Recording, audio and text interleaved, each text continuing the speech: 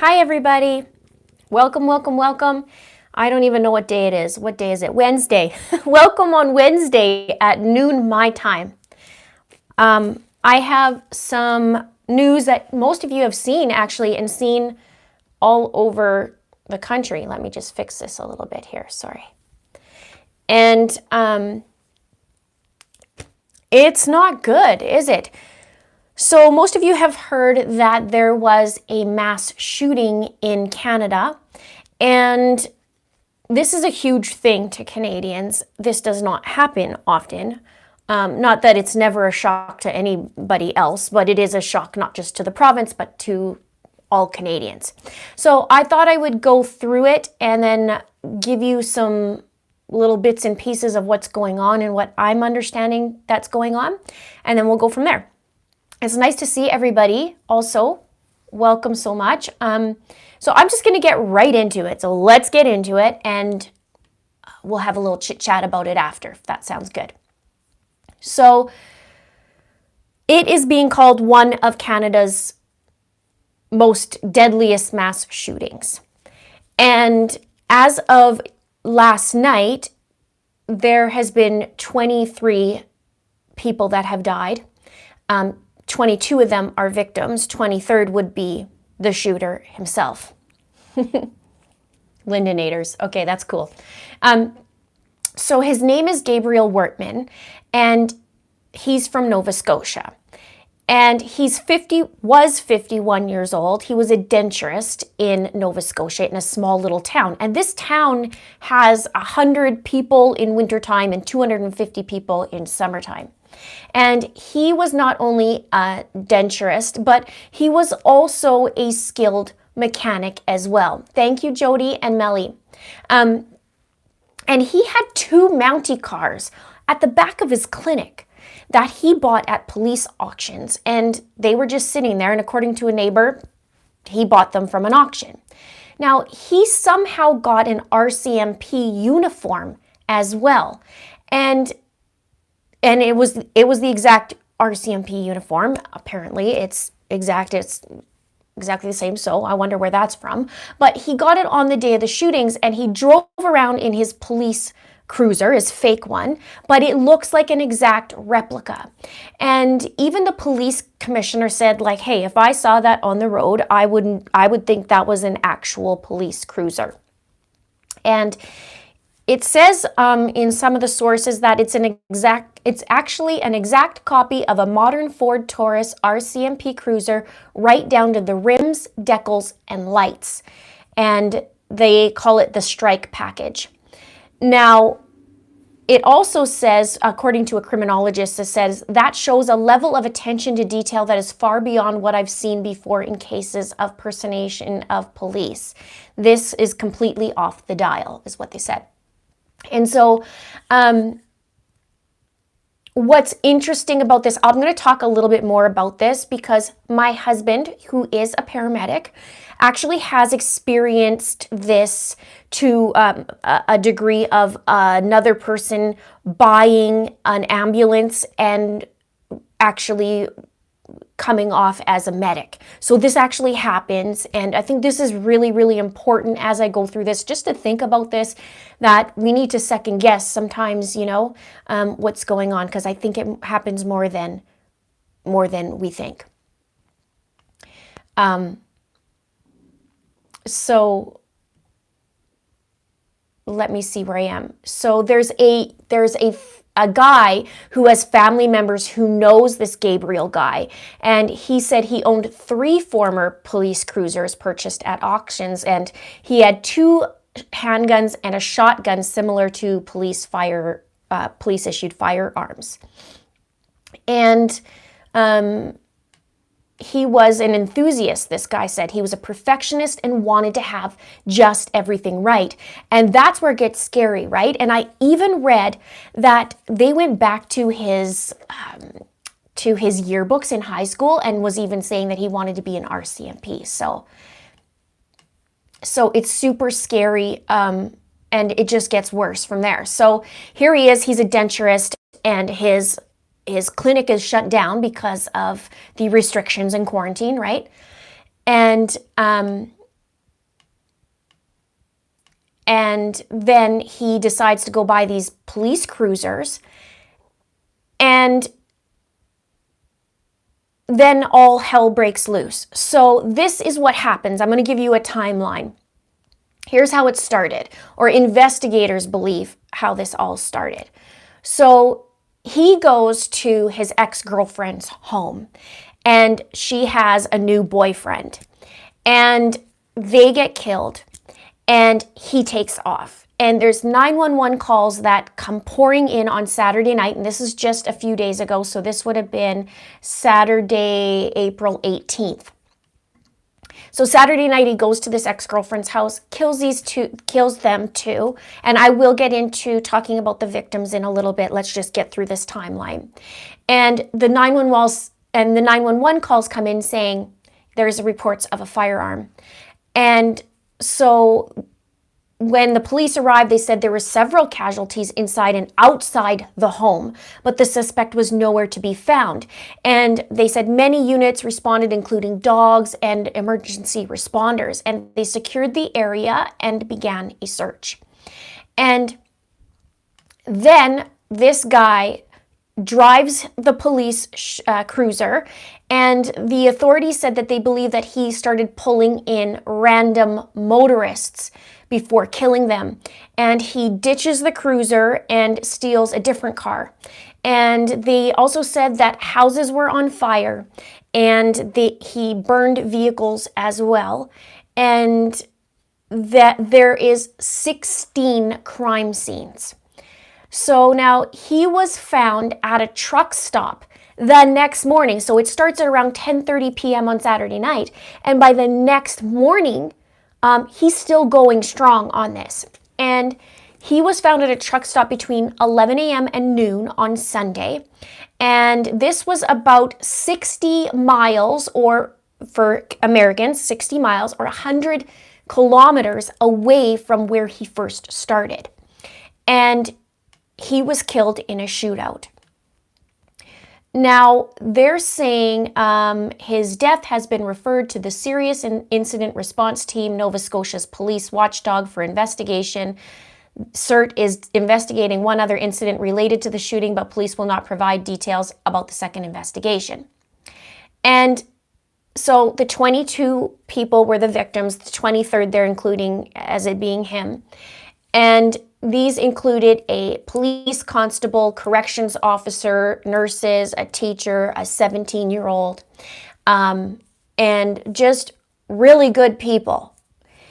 And I'll know a little bit more as this comes on, and I'll give you some history about this guy too, from what I found. But this is what the RCMP officer said about him. He's actually the Chief Superintendent and Criminal Operations Officer in Nova Scotia. And if you guys don't know, Nova Scotia is Eastern Canada. I know a lot of my viewers are from the US, and UK as well. So this chief superintendent says, his ability to move around the province undetected was surely greatly benefited by the fact that he had a vehicle that looked identical in every way to a marked police car. He was wearing a police uniform, which, as I say, was either a very good fabrication or an actual police uniform. That surely contributed to his ability to circulate. And he said also about these 16 crime scenes, he said, we're unable to fully examine the crime scenes because, for instance, we have had 5 structure fires, most of those being residences, and we believe there may be victims still within the remains of those homes which burnt to the ground. And they were talking about some people that knew this guy, and a neighbor said she met him 18 years ago when he bought the property where he now lives, and she called him very jovial, and said, but there is another side to Gabe. He had some issues, especially with the girlfriend, and I'm now reading and hearing there's a lot of jealousy issues, and so the girlfriend had a new boyfriend, and I guess, he's speculating that he didn't like that too much. She did say it was a red flag. What happened on the weekend wasn't a surprise to some degree, but not to this extreme. And she did say that he was obsessed with this girlfriend. So if you're just joining me, I am talking about the Canadian mass shooting that just happened over the weekend, and it is now national news. And most Canadians, pretty much all Canadians, are pretty upset. I'm sure the world is, because this is just absolutely senseless. But the level of this is a little bit, they even called him an outlier as to what he's done. So, and he went to multiple communities, and they're just little tiny places. Where Gabriel ended up was called Enfield. Yeah, what a total mess, Jason says. Thank you. It is. This Enfield place where he ended up at a gas station was around 4,400 people I saw as a population. But where he started was like 100 people. It was so small. And so everybody knows each other, right? And I mean, people went to him to get their dentures all done and whatnot. So now I'm going to go through some of the victims. Actually, before I go through the victims, because I'd like to end up on that instead of talking about this other thing. Let's just get rid of this crazy guy first. He actually has a history of violence and alcohol. And when this was 20 years that I found. He was 33 at the time, so about 18 years. He actually beat up a 15-year-old boy. He came out in a drunken rage and ended up punching this 15-year-old teenager as many times in the head as he could. And they said that the victim then said, then he had a friend who came over from around the corner and hit me with a crowbar. So he's no stranger to that. That would be 20 years ago. However, people do change, but clearly not. This guy just takes it to the next level. And what else did I see? Then he does some shady stuff with his own family. His uncle needed help, and he asked Gabriel to help him with his house, with some money, and then he ended up saying no. He ended up owing him money, blah, blah, blah. So anyways, he just ripped his uncle off. And then there was another person that had to do with a home that needed some help of some sort. I'll have to dig more into it, and I'll pull it up probably shortly. And again, he just assumed that he owned the house and kicked him out, and it was his dad's, home that he built, and just kind of crazy. So there's a little couple screws loose on this guy, for sure, from the sounds of it, obviously. I don't know what happened on Saturday night for him to think, yep, this is the night, but maybe, in my opinion, he heard something was going on and went over to the girlfriend's house and started from there. But there's some really, really sad things. So I'm going to go through some of the people that were killed and just to shed some light about these people. If you guys are just joining me, I'm talking about a Canadian mass shooting that happened on Saturday the 18th.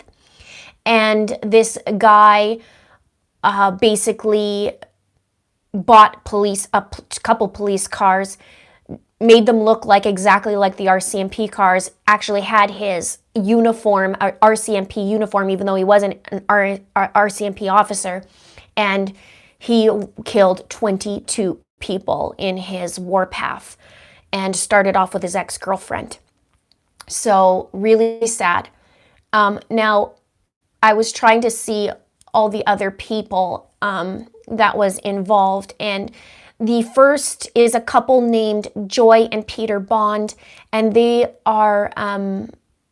were victims of the shooting rampage. It says here they were an older couple, and it doesn't give too much info on them, but maybe they'll know. 22 people have died.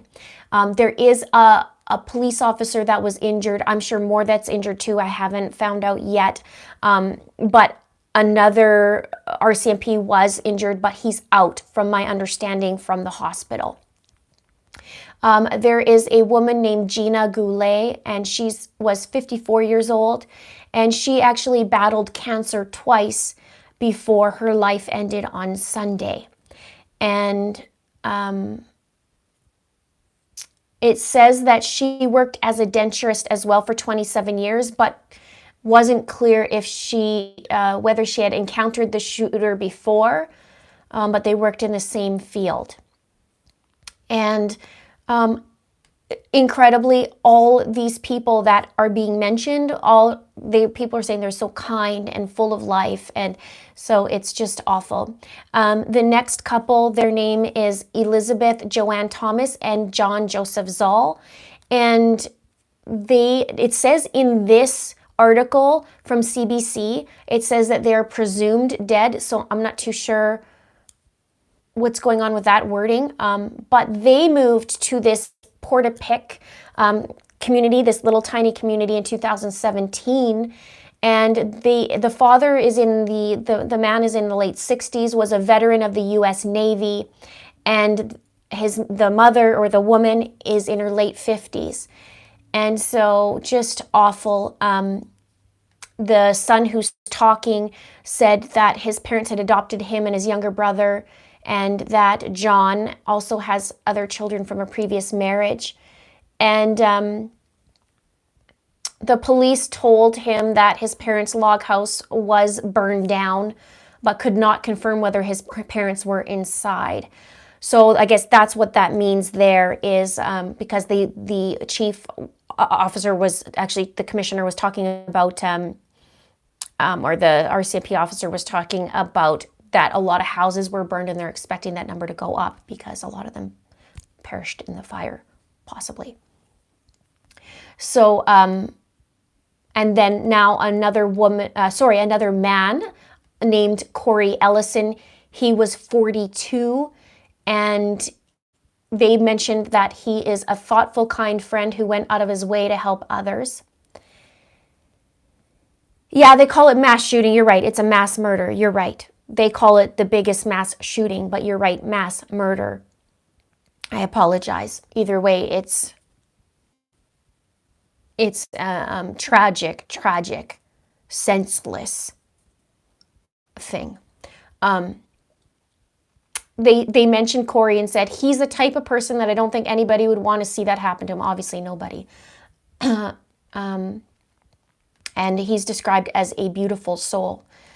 And then there's also another couple, Dawn Madsen and Frank Gulinshin. I hope I mentioned that right, but it's hard to pronounce. Wife and husband were longtime residents of the region. It's just awful. Aaron Tuck, Jolene Oliver, and Emily Tuck. Jolene was 40. She was originally from Calgary. Aaron is 45 or was 45, and their 17-year-old daughter, Emily, also died. They all died together. And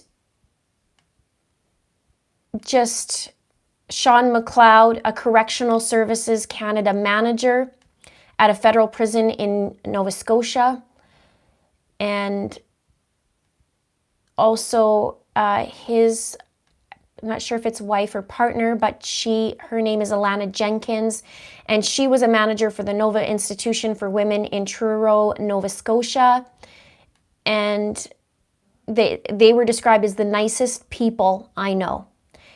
And Tom Bagley was a neighbor who was passing by the scene there was an explosion when he was shot and killed Sunday morning. And again, this beautiful soul was taken from me so unnecessarily, I can't even comprehend it. And he died trying to help, the daughter says, which if you knew him, you knew that was just who he was all the time. I know he meant something to so many people. And he had been an airport firefighter from 1975 to 2006. And Lisa McCulley, she was a teacher at an elementary school, and the president of the teachers union said she was somebody who taught from the heart. She taught her kids not just the curriculum, but teaching about virtues and personal qualities.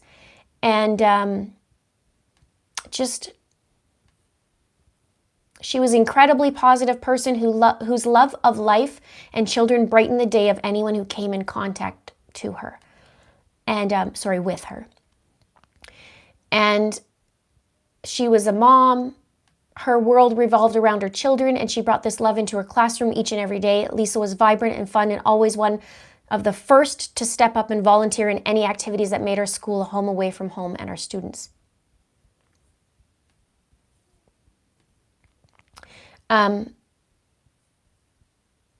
She was the light of the room. Now, there's a constable that died also. I'm going to get through these and then I'll come back to the messages on the chat. Constable Heidi Stevenson, she was killed responding to the call about the active shooter.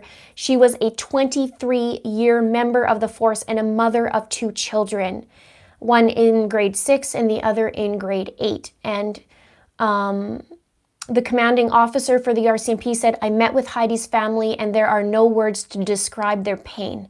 2 children have lost their mother and a husband, his wife." And that, from my understanding, what I've been reading, she was actually grabbed and pulled from the car and then killed. It was just terrible, terrible. She was described as really, really kind. Heather O'Brien was a licensed practical nurse, a wife, mother, and grandmother. She worked for the Victorian Order of Nurses for nearly 17 years. And she went out into the community every day with a passion for people, kindness for everyone, and lessons for those who needed to be taught. And so Kristen Beaton was a continuing care assistant and young wife and mother. She worked for this Victorian Order of Nurses. She worked for nearly 6 years and was a compassionate and caring member of the team. And she's a young mom. I can see, it's too bad I can't share this screen, but she has a little baby in her husband's arms and toddler and a husband. And Greg and Jamie Blair, they're a married couple and has been confirmed among the victims as well. And he was a gas fitter for GB Gas and Energy, and she was a veterinarian. And they said they're amazing. Joey Weber, a young father of 3 daughters. He's super young looking. And Joey Weber went out to run an errand for his family on Sunday morning. And now his 3 children are without him. He was very polite, always had a smile on his face. He was a great father and will be greatly missed by the community. And then Lillian Hislop, she lived in the Wentworth area. Her longtime walking partner and neighbor, Heather Matthews, has confirmed that she died while out for a walk. And those are the victims that have been identified. Oh, Ash, I just caught that right now. I just buried my brother on Monday and having a rough time. He committed. I'm so sorry that you're going through that. I'm so sorry.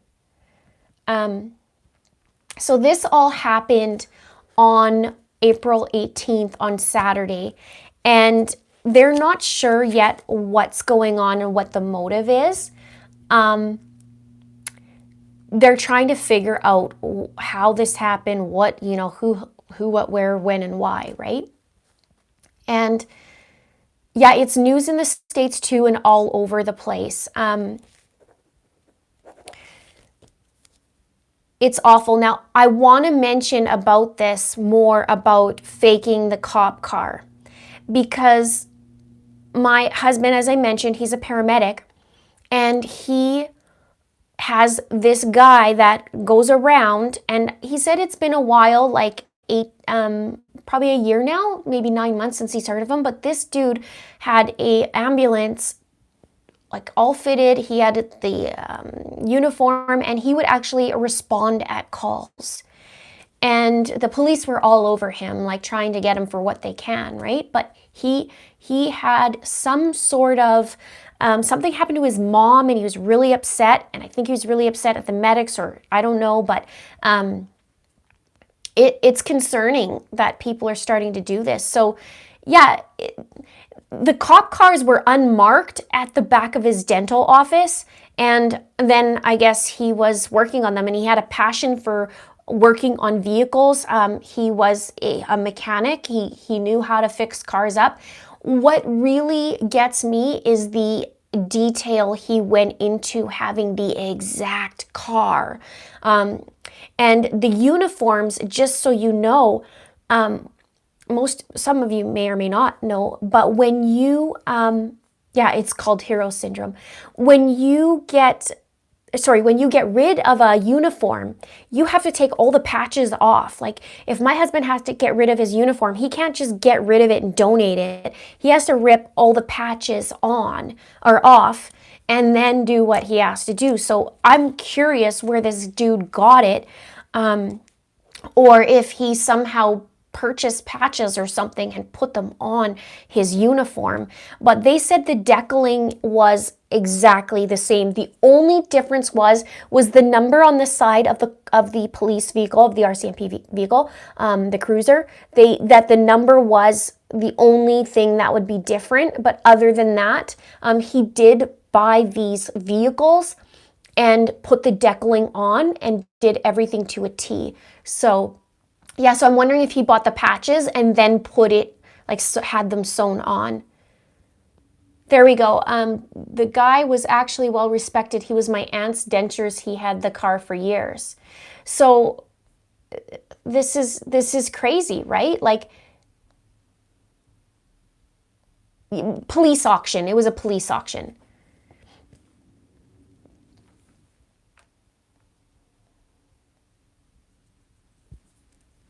Wow, Linden, New Jersey, you can buy a cop car with lights, sirens, and writing still on them. My ex-husband has one, and it just blows my mind. Well, and this is just it. It's scary because if you think about this is a small town, right? They know him. If he comes knocking at the door, I mean, not everybody's going to know him. Maybe some of them are like, why are you in a cop uniform, right? But they're trusted when a cop comes to the door. So he was actually knocking on these doors.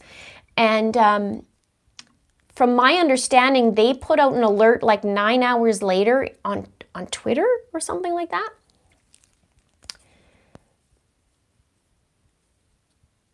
You can buy pretty much, anything online. But he had it down to the detail. He was wanting to be one since he was in high school. Maybe he should have. And then he would have done it for good. Then what the heck he's doing now? The lights were not on it when he bought it. They don't know where he got the lights. See, this is crazy. Now, when I look, let's see if I could see some other things here.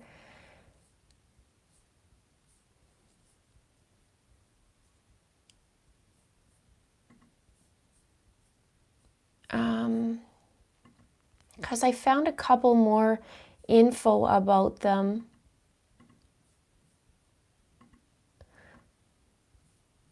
But they said that they're trying to figure things out.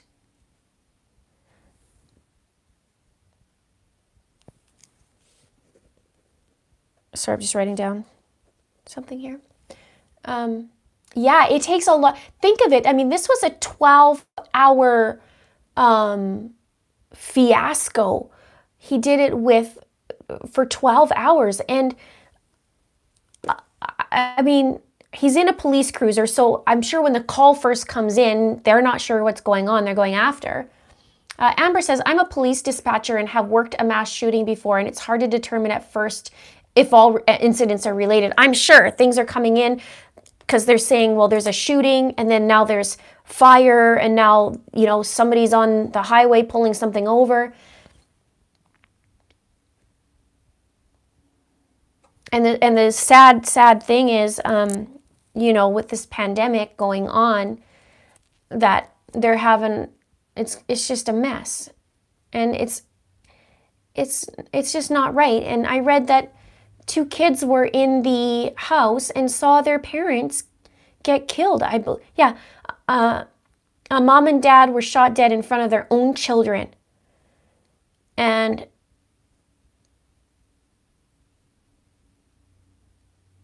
Yeah, it also says they also included RCMP Constable Heidi Stevenson, who at one point rammed her cruiser into Wortman's vehicle to try to stop him.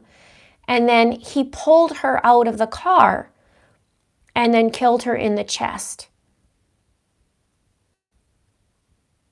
Yeah, the RCMP officer rammed his fake car that looked real. And he set fire to 5 homes and some vehicles.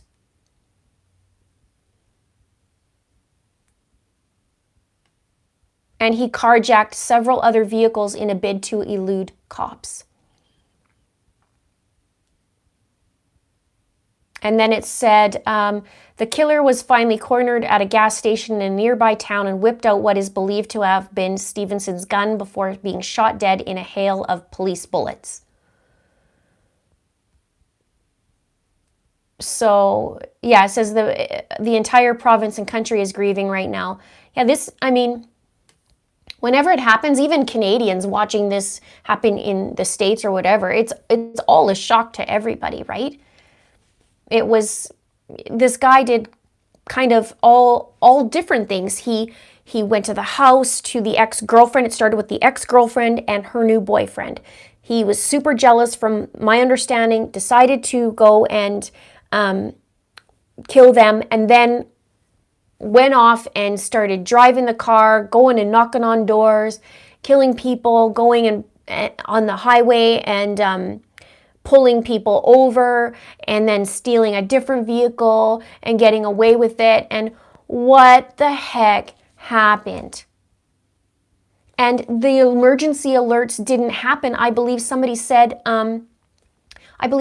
it was like 9 hours later, and there was a tweet, and they were wondering whether to, alert people. And I know they did alert people, but I have to see about exactly what. And at first, when I first heard about it and I started to hear that there was an ex-girlfriend and then more and more people, I thought, I wonder if he was going after women.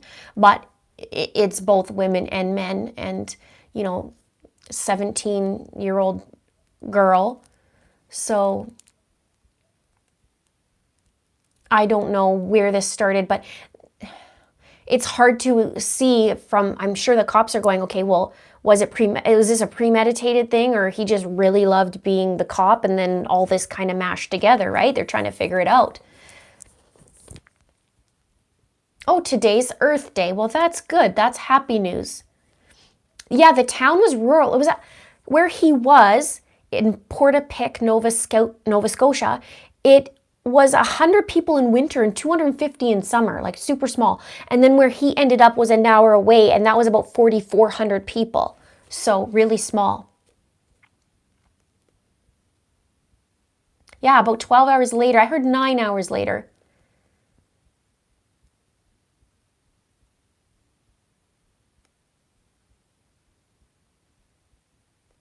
Am I under quarantine order? Yeah, we're all on lockdown. There's some crazy stuff going on.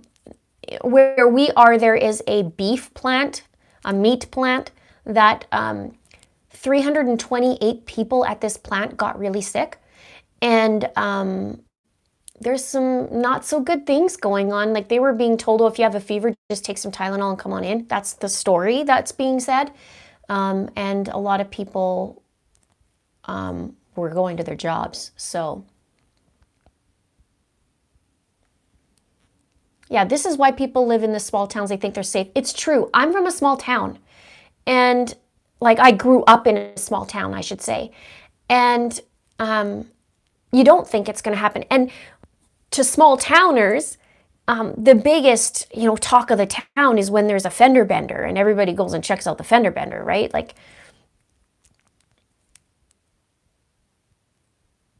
so, leave it to Linda. What do you think about the new emojis? That's in my membership program. I just started the membership a week and a half ago. If you guys aren't aware, in my videos you can go check out. I have the memberships. I made it super affordable. I know times are crazy, and it's as low as $2 a month too. So if you wanted to be part of my crime ring, you can. I don't know if the virus can get on the meat, but it's a good thing I'm vegan. I turned vegan in December, and I said to my hubby, I was like, Yeah, good thing I'm vegan. You still want to eat beef and chicken? And it's me and my hubby's anniversary today. It is our anniversary. Yeah, I did mean virus can get on the meat. I don't know if it still stays on it, but yeah, so it's our anniversary. And last night I did a live on my membership program and Mr. Linda came on. So and it's really cute because one of my kids actually set up the table with a flower in the middle of the table and his plates, the divided plates, and got out the paper towel so that we can have, and he dressed up and he said, I'm going to be your butler today.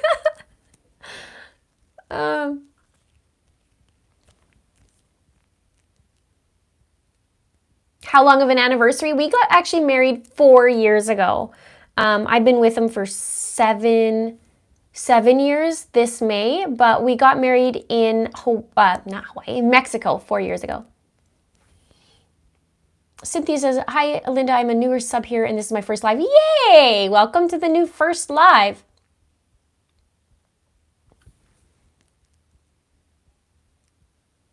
And I have a funny story, actually, with my kid yesterday. He saw the toys were in the back of Mr. Linda's car, and he's like, hey, why are my toys back there? Why are you giving them away? That's not fair.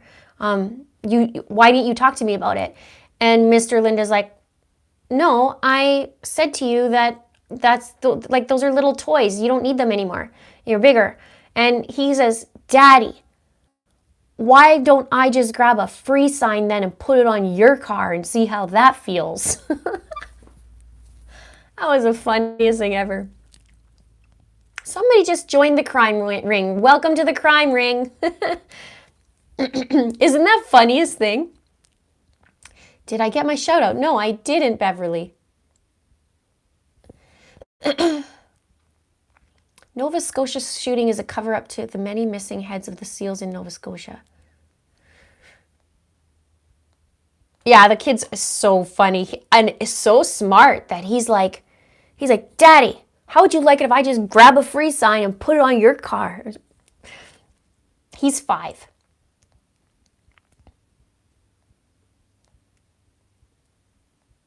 Thank you, Savannah. My social anxiety is so bad I never answer the door. Can't imagine dying for something. Yeah, that is a nightmare, isn't it? I was like that a few years ago. I had some social anxiety too, and it's not fun.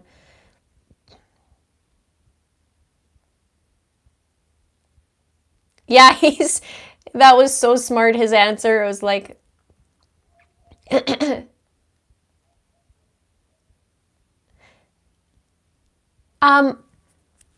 name green. I think that's, oh, because you remember, that's why, Carol.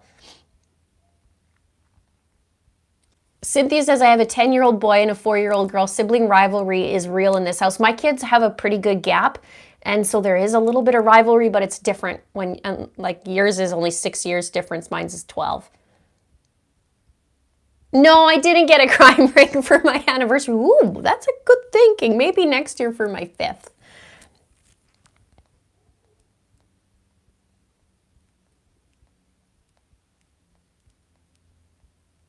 Watching from Singapore, welcome. I just was talking about, we can get into Lori Vallow in a minute, but I was talking about a mass murder that happened in Canada, Eastern Canada on April 18th on Saturday. And it is absolutely horrendous. This guy dressed up as a fake officer and had a fake police cruiser that looked super real and killed 22 people.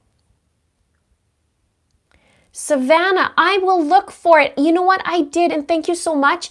I meant to email you back, which my bad because I meant to email it to you or email you back, but I get so bombarded that I, going here, there, and then going, oh shoot, and I'm just like, I'm up to here on emails. I gotta get back to everybody.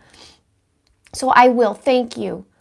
I don't know what the seals thing. I was just kind of reading something there. Welcome aboard, Vanessa. So Yeah, well, they don't know the motive yet for this Canadian shooter. They're saying that, and welcome Sawdust Lady. They're saying that they're not quite sure what happened, but they know it started off with the ex-girlfriend. And from what I'm reading is people are saying that he was like super jealous and the girlfriend was super beautiful, and that's how it started. But they really don't know what's going on. If you're not getting, what's the word? If you're not getting notifications, make sure to do all on that. Like on the bell, right?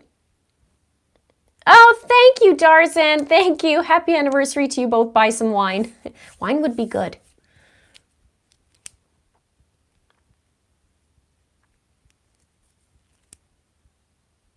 How do I bridge the gap between the kids being such a huge age difference? It's hard, actually. Maybe once my oldest gets a little bit older, it'll bridge the gap more as my little one gets bigger. But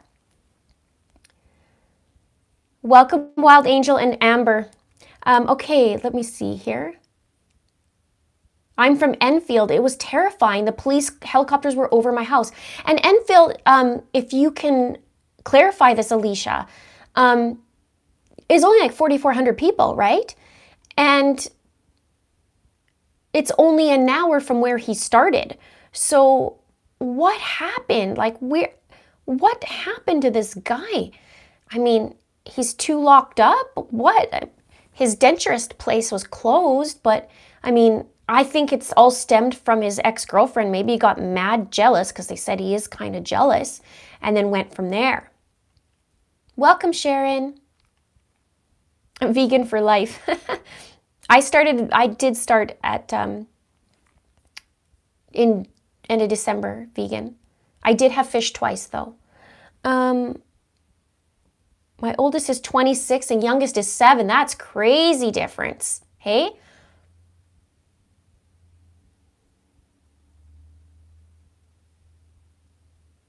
Yeah, I'm sure he's exhibited that behavior. He does have a history of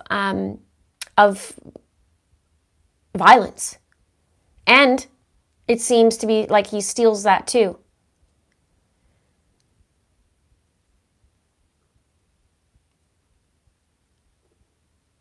Been vegan for 26 years. That's awesome. I should get some recipes. I feel, yeah, do you feel, so someone was asking, do you feel better going vegan? Amazingly, more than I ever thought. And more than I ever thought. I had really bad digestive issues. I have to eat gluten-free, and it's pretty much near gone now. Like I don't really have issues sometimes, but really nothing. And and it's funny because you know how you see some vegans are like, look at this beautiful watermelon. It's so beautiful. Like I start feeling like that now, where I'm like, ooh, I just want fresh fruit.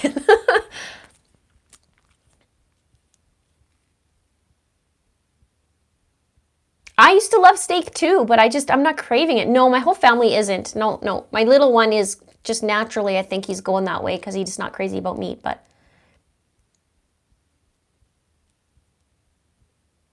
I wonder if he tried, okay, so Sarah says, I wonder if he tried out for the RCMP and if he failed the psych test, if he did. That would be interesting to find out, wouldn't it? Because even in his yearbook from years ago, it said he wanted to be in the RCMP. So, welcome, Yvette. Yeah, fruit and vegetables. Look at this beautiful tomato on my burger.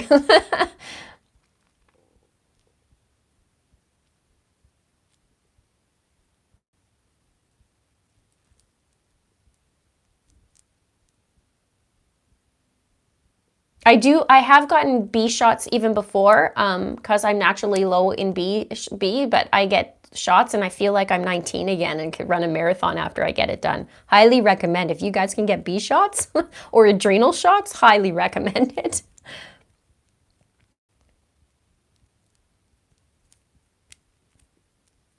Yes, I'm so glad for all of you joining me. Do you guys want to talk and get into Lori Vallow a little bit?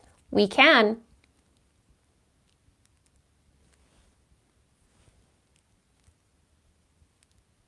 Yeah, that shooter, I wonder if he failed exam. Yeah, exactly. We were just talking about a Canadian shooter who killed 22 lovely people. And then he got killed himself by authorities. The RCMP killed him. And he went on a rampage on Saturday night. Welcome aboard, Kathy.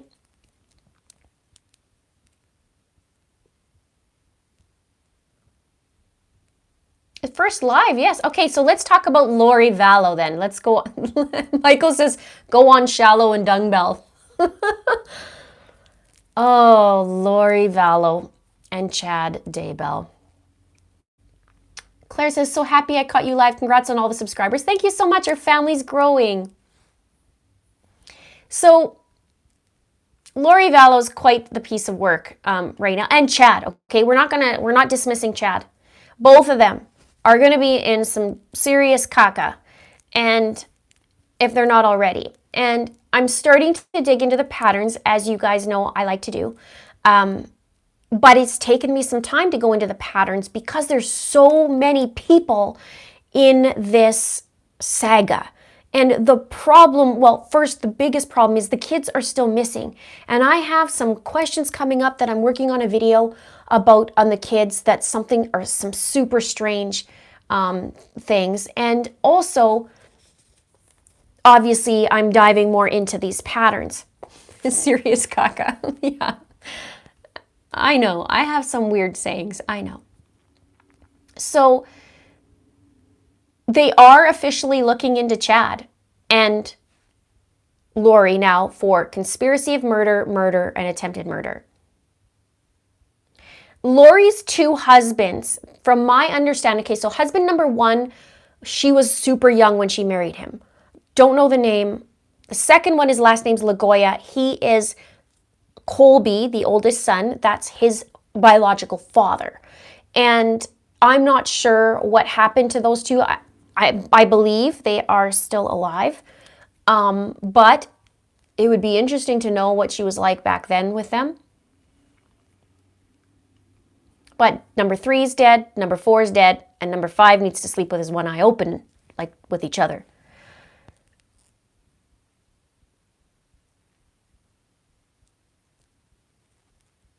I'm a crime nerd. Yeah, I'm a crime nerd too.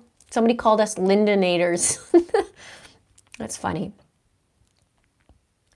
I wonder where her 1 million went from hubby Joe Ryan. Seems like she should be able to post. I haven't been able to find the exact amount for Joseph Ryan. My understanding is she did get the money and some of it was supposed to be for Tylee, but I'm not sure where that, how much that money was. And I wonder if Charles knew about it. Did Charles know that she got this money? Put some, talking for so long, my lips get funny. Okay. Yeah, one eye open for sure.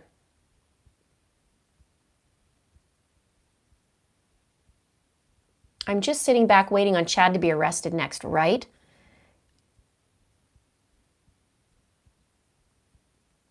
Oh, Jean, welcome aboard. Yeah, you're new to the channel and you're from the UK. Awesome.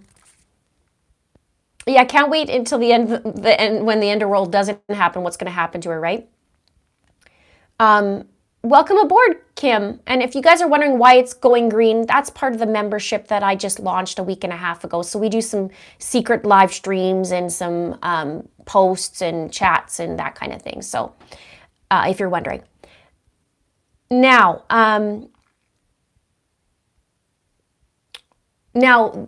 if you guys haven't heard or didn't watch my last video, Chad's actually living in his old house that he shared with Tammy. And I am betting Lori is ticked off about that. I'm sure she is so mad about that. Yeah, her lip gloss. Oh, wait. I just want my lip gloss. That was good timing.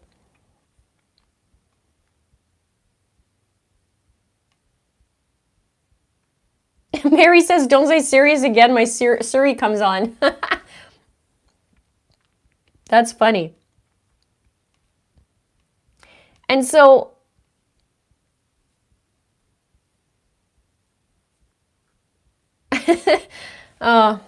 you know, sometimes I have to say a little bit. The more I dig into people and find out their shenanigans, the more sarcastic I get.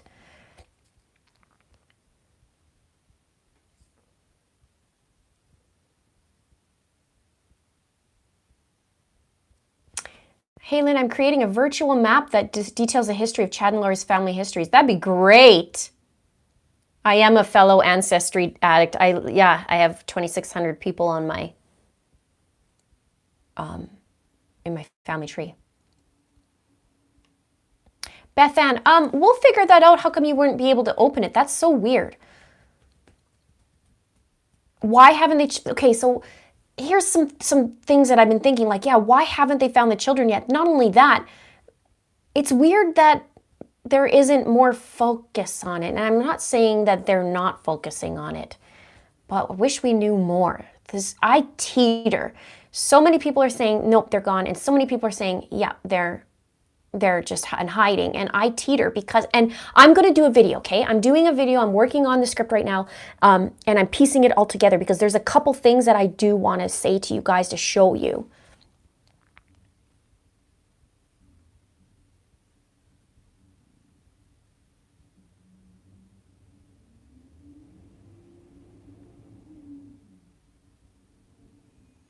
Her court date is it this week now or is it next week? I think it's this week. It was supposed to be last week, but now it's this week. The Murray family, no, I haven't. Okay, the straight line, right? If you saw my video the other day, I was talking about patterns. And the patterns I was talking about was there was lots of patterns I was talking about, but the one at the end that I was talking about is the line where it went from Gilbert, Arizona, then it went up to Springville, Utah, and then it went up from there to Rexburg, Idaho, and then I was looking at Montana because I was like, weird, that's all in a line. And me and my patterns, I thought could be something, could be not, but people started emailing me and messaging me like, Linda, I think you're onto something, there's something going on. And so I would love to do another video on that as well because it's kind of weird.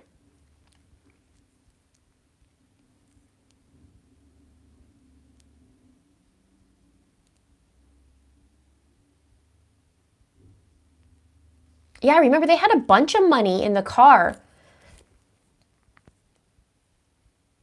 in Hawaii.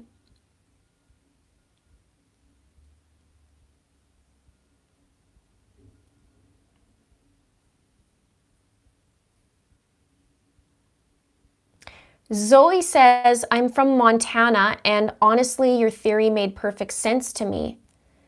I want to know more about that, though. Moonmaid says, your deep dives are amazing. It's just the way my brain is so, like, I need to know more and more and more. And I see patterns, so sometimes I just expose what I see, and sometimes I have no idea why it's the pattern, but it is. Mama Sherry says, how much have I missed? Well, we're just starting to talk about Lori Vallow. We were talking earlier about a Canadian guy who killed 22 people on the weekend, unfortunately, and it was just one of the biggest mass shootings and murders in Canada. And no sightings of the kids at all. There was a sighting. We don't know if it was her or not, Tylee, but there was a woman who swears she saw Tylee in Nashville at a concert with two people that were very controlling.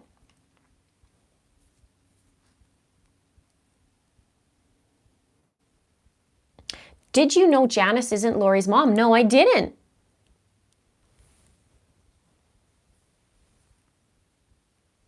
Marianne says, haven't found the exact location of the Doomsday Bunker, but an article says Montana near Yellowstone. I want to know, this is what I want to know from you guys. You know the Yellowstone picture of Tylee Tylee, sorry, the Yellowstone picture of Tylee and JJ and Alex, where they're near that waterfall looks like behind them or whatever it is. Where is that in Yellowstone? I'd love to know that exact location. That would help me out a lot with my little info snacks.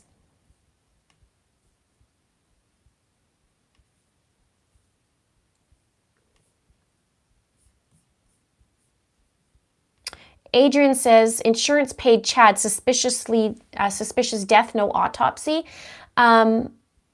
There is an autopsy done on Tammy Daybell. And they were saying, because she had been 2 months deceased at that point, that it was difficult. It's going to be difficult, or it was difficult to find out what's going on. But I'm sure that they'll have it soon. If not, they have it already and they just haven't announced it.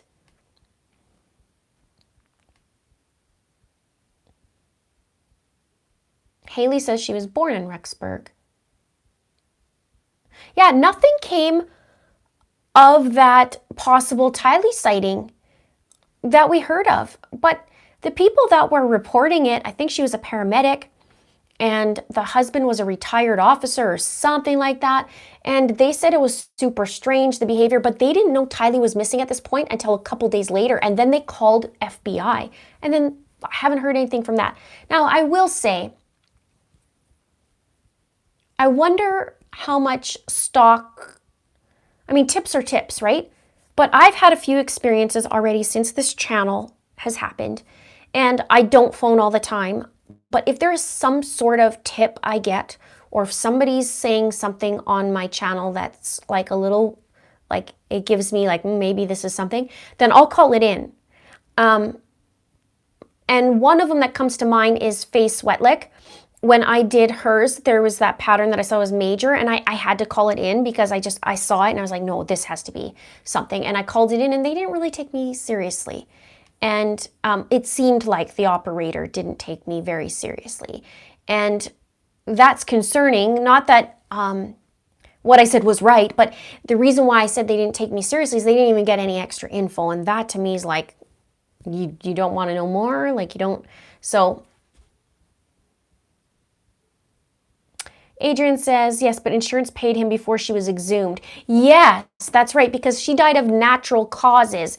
Now, I don't know how it is in the States about insurance and somebody dying, if you have to have a cause of death or not. I don't know. But they said, the coroner said natural causes. And then they started putting 2 and 2 together, or 7 and 7, or whatever the number is where they're at now. Yeah, if you kill somebody in the Idaho part, that's the zone of death, right? I did a video on that.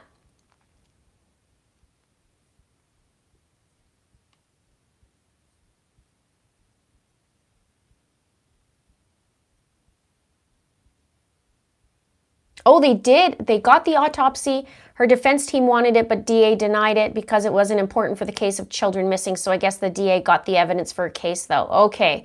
But then now we're still waiting on Alex's, right? Because somebody isn't, one of them isn't yet. But I'm sure, hopefully soon they'll come out with that autopsy so we can know what the heck it is. A lot of people are saying that malachite was used for poison. A lot of people keep saying that to me. Maybe buried somewhere in the desert, but I think they are alive somewhere being held. I just don't get why the 2 kids disappeared at 2 different times. I've been thinking about this too. Because Tylee was last seen on the 8th. Doesn't mean that was the last time she was with them though. But she was last seen on the 8th. So perhaps, right? And JJ was the 23rd, a day before Tylee's 17th birthday. Alex was cremated, yes.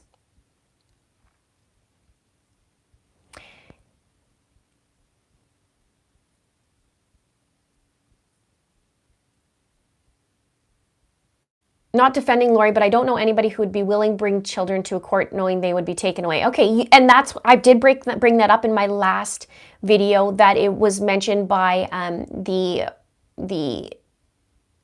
attorney in Hawaii, and he was saying, well, look, of course she's not going to give the children, because it says right here on the documents, if she does produce the children, that they're going to be put in foster care, or whatever he said.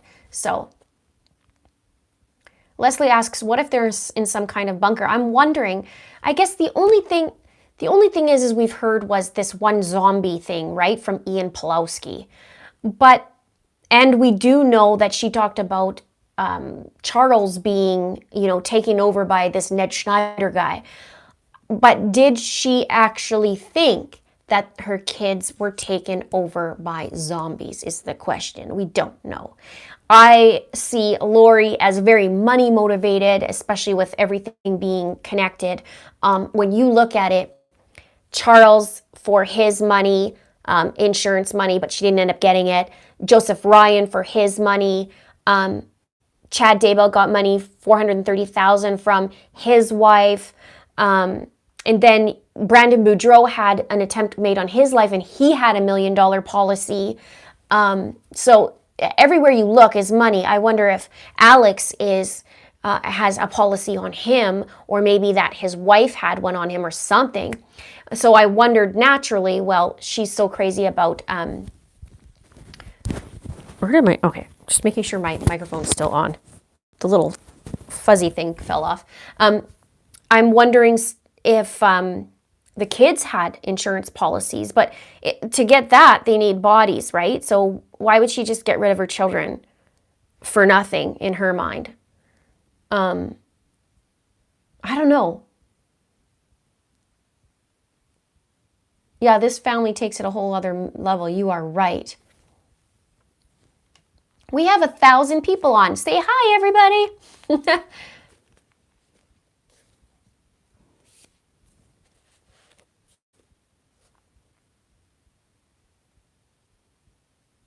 Did she inherit a cottage someplace? I don't know. I'm really not familiar with the LDS beliefs, but I know that Lori and Chad are like way out there beliefs, so I'm not sure, but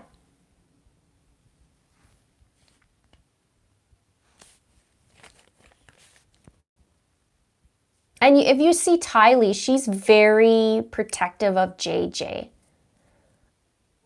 So for her to just leave on the 8th of something happening, I would agree that that wouldn't be her behavior, because she even moved to Rexburg for JJ and she didn't want to go. Ah, look at you guys saying hi. There you go. Oregon, Scotland. She was so mad she did not get Charles's money. Oh my gosh. Yeah. Could you imagine being a fly on the wall that day? She's phones up a couple days late. She's smiling, right? As you see in her camera, she's like, she's smiling, and she's probably like, I'm in the money. And then she gets on the phone. She's like, hi, yeah, I'm calling for Charles Vallow's death. And she's all happy. And they're like, yeah, no, sorry. No, you're not getting anything. Sorry. Whew. It's just too bad, because I wish Charles would have said, hey, you're not getting a thing, so... And then maybe he would still be alive. Look at that, from Connecticut, Texas, North Carolina, Colorado, New Jersey, Oregon. You guys, see, I knew you were there. 1,000 people. Coeur d'Alene, Idaho. Okay, I've been there. Kansas. And Linda Eitz. Okay, Kimberly, have a good one.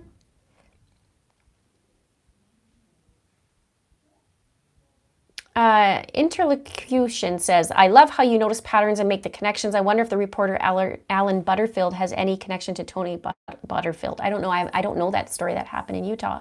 Ireland, Ohio, Missouri, Wichita, Kansas, San Diego. Look at you guys. South Africa, New Jersey. Never been to South Africa. London. West Virginia. Fresno, California, Texas, Tasmania, Georgia, USA. Look at you guys. See, I knew you guys were there. You're just hiding. Brooklyn, New York, New Mexico.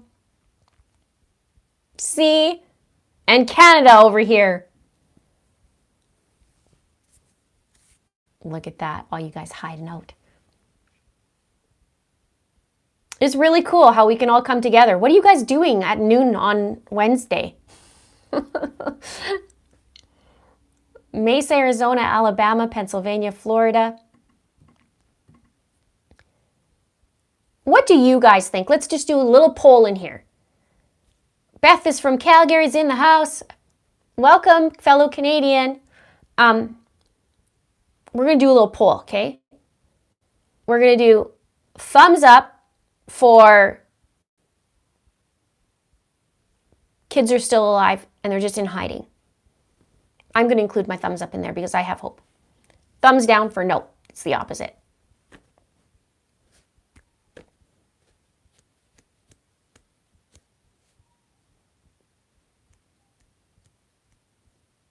Oh yeah, I guess it is. It's 9 p.m. in South Africa, 3 p.m. in New York. That's right. I have cousins that I found in New York from my ancestry. I'm so happy about that. Like super, super happy about that. I just found them a year ago. Okay, so there's hope. Look at the hope.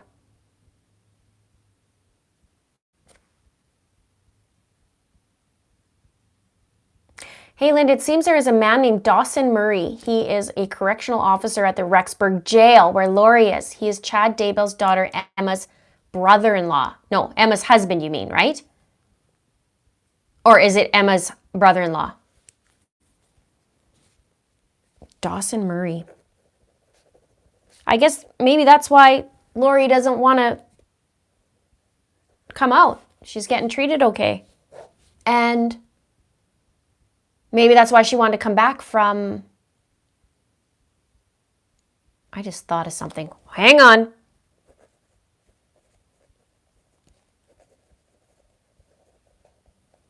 Writing it down. That'll be in a video. So it's...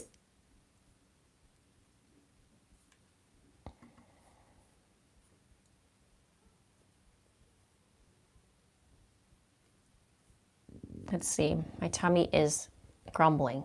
You probably just heard that through microphone. Awesome.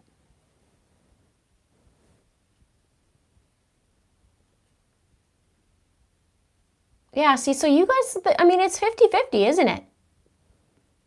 And okay, we're going to talk about this. We're going to talk about Mr. Chad Daybell, okay? He is out of everybody, he's the one person that can get this right. The one person, right? Because he's not in jail. I'm pretty sure he knows what's going on, right? And like with the kids, he knows where the kids are. Whether they're alive or not, he knows where they are. He knows. And because he believes the same thing as Lori believes, or Lori believes the same thing he believes, so he knows what's going on. Why isn't he speaking? Right? Is it that he's going to get in trouble from Lori? He's already in trouble from Lori. Is it because he helped Lori and he knows where they are and then he'd get in trouble? Like, what is it? Right?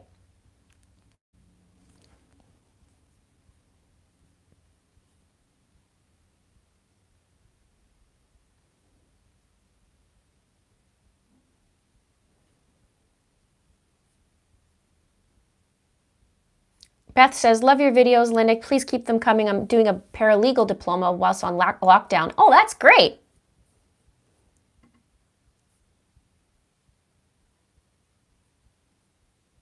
Yeah, that's probably how she got the hair and makeup done in jail, isn't it? Although some people say it's Kool-Aid. Now, here's the other thing. About Chad. Okay. He was a grave digger for 20 years and at the Springville, Utah cemetery, which is the same cemetery that Tammy Daybell is in. And so some people, I kind of thought, well, wait a minute.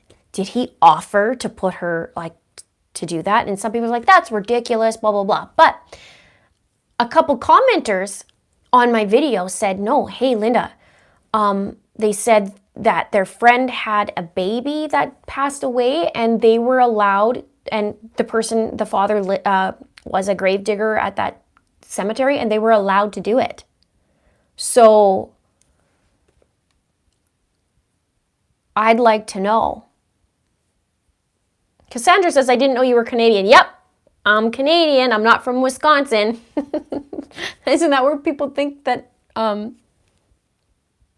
where Canadians' accent are like the Americans, right? Julie says, I wonder if the time absent between Lori and Chad has changed the relationship. Maybe he will tell where the kids are. The longer Lori is in jail, it's possible Chad may speak. That's what I'm wondering, because all of a sudden now, Chad's back in the house where he shared with Tammy, and I'm sure Lori's just livid.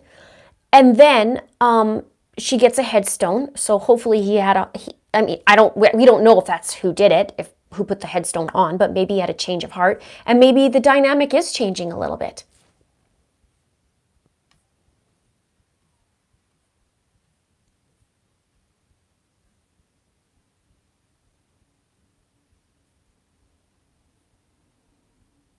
Oh, thank you for the anniversary. Congratulations. Jessica, yes, I'm still doing the Delphi case. I'm almost finished it. I've been listening to all the podcasts, and so I might do it in a little tiny series. We'll see how that goes. I really want it out this week, though.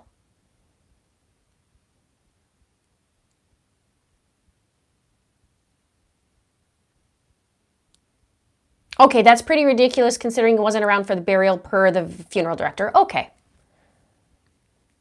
Fair enough.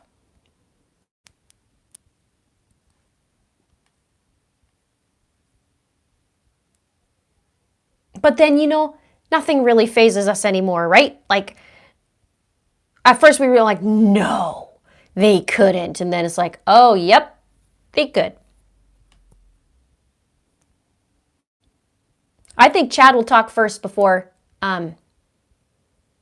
Lori does.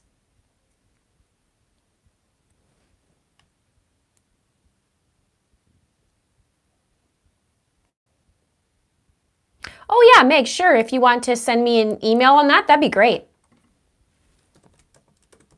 I'll put my email.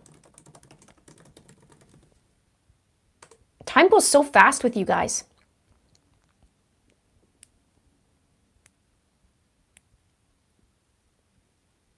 I think that Chad knows his days might be the number and will turn so fast. Yeah, I think so too.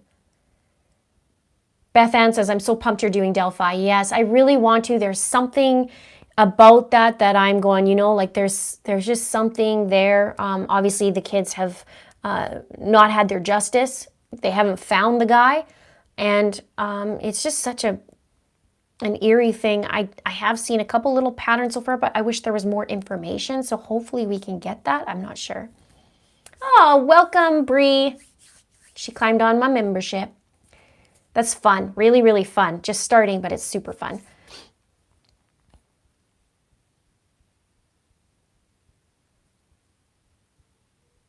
A jackalope? I'd love to know where Daybell's kids' heads are at now. Yeah, they haven't really said a whole lot either, have they? And they're grown, and Chad's a grandfather. So here's the other thing, guys. Why would Lori's kids be dead if they believe that they had to be? And Chad's a grandfather and has little kids. Like, what's going on?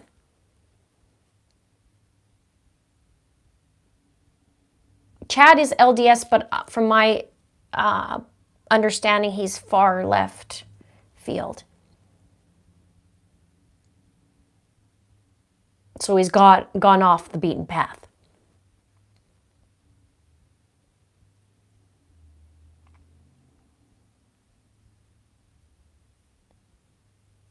AMK says, I just bought my membership. So happy. That's awesome. Where's Eduardo? Eduardo Omeletto.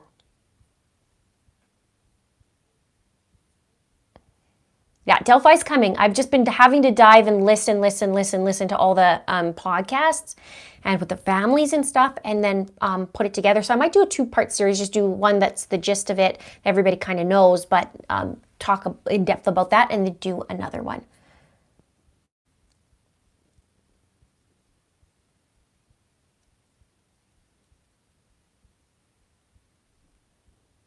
I think Chad will talk and make a deal if they find something in Tammy's autopsy. Oh, I hope they find something that, if he did do something, I hope he's caught. Let's put it that way. Thank you, Gail.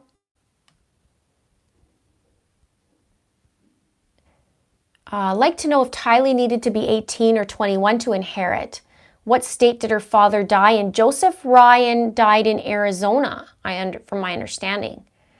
I believe so. And Tylee's 18 in this September.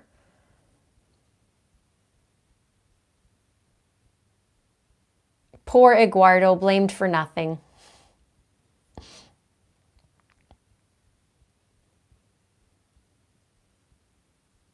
I heard that crazy lady that was in love with Chad knows where the kids are. What's that? I haven't heard about that.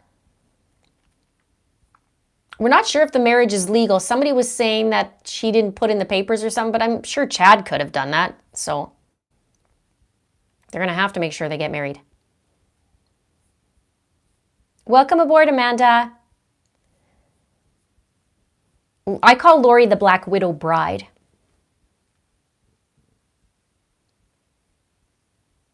And I would like to actually start interviewing some people. If that's something you guys would like to see on the channel, I would like to, but chosen very, I'd be choosy on who'd be coming on, but there's some people I would like to have on. Yes, I saw Alex do a stand-up set. Absolutely, I did.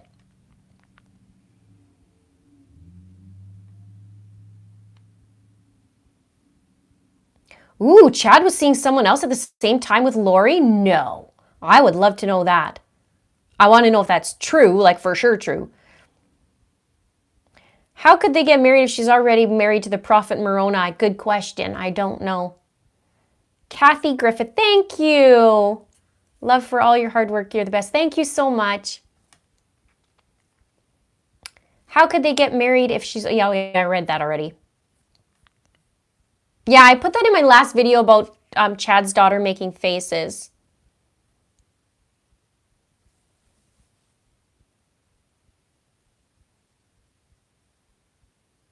Maybe that was her way. Maybe that was her way to stick up for her mom. Maybe she was tired of the reporters and she just was like, you know what? I'm just going to do something stupid so that they can go, you know?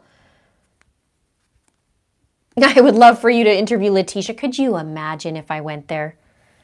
I don't even think I'd have to say anything. I would just go there. This is what I would do. I'd go there and I would just sit there like this and just stare at her, and then she'll just sing like a canary, like how the police started to get quiet, and then she would just, ah!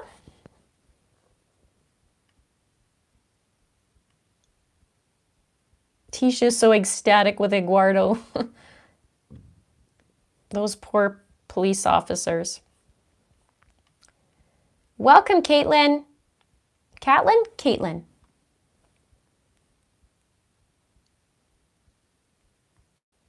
Lizzie, when you get your merch, you've got to show it to me. I want to see it. Alex, we're not sure how he died. They did do an expanded toxicology on him. There's a rumor it was asthma, but it's not asthma. I'm sure if I show, actually, I'm going to show Mr. Linda Alex's phone call, his 911 call, and he'd be like, it's not asthma, Linda. Low Country Tradition says, I would like to sponsor one of your videos. We'll send an email from Laura Momo? All right, send me an email. Thank you so much. Yeah, she's still running her mouth like a faucet. Did you guys see that from last night? Actually, I saw Scott Reich's video last night. Thank you, Dale. Look at the little guy. I like the little character.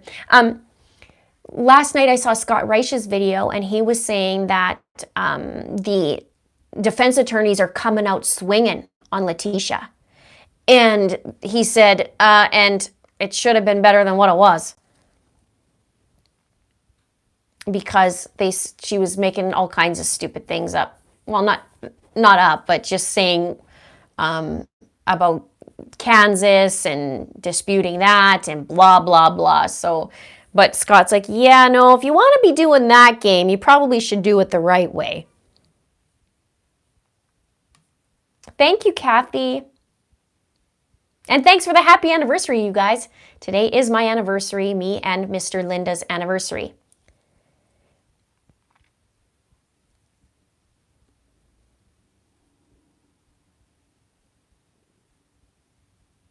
Haven't heard much, but Tisha got out of her handcuffs. Yeah, she slipped out of her cuffs and assaulted a police officer.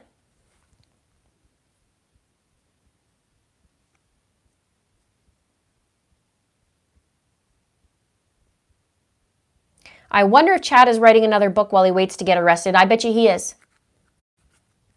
He's going to need it for his bail. But apparently on Amazon, it's like $3 a book. So gonna take a while.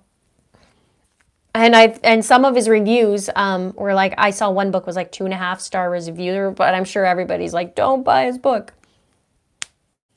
I was saying to people, maybe I'll find a free copy and then we can just share it like a library. Just everybody, we just all pass it to the next person when we're done.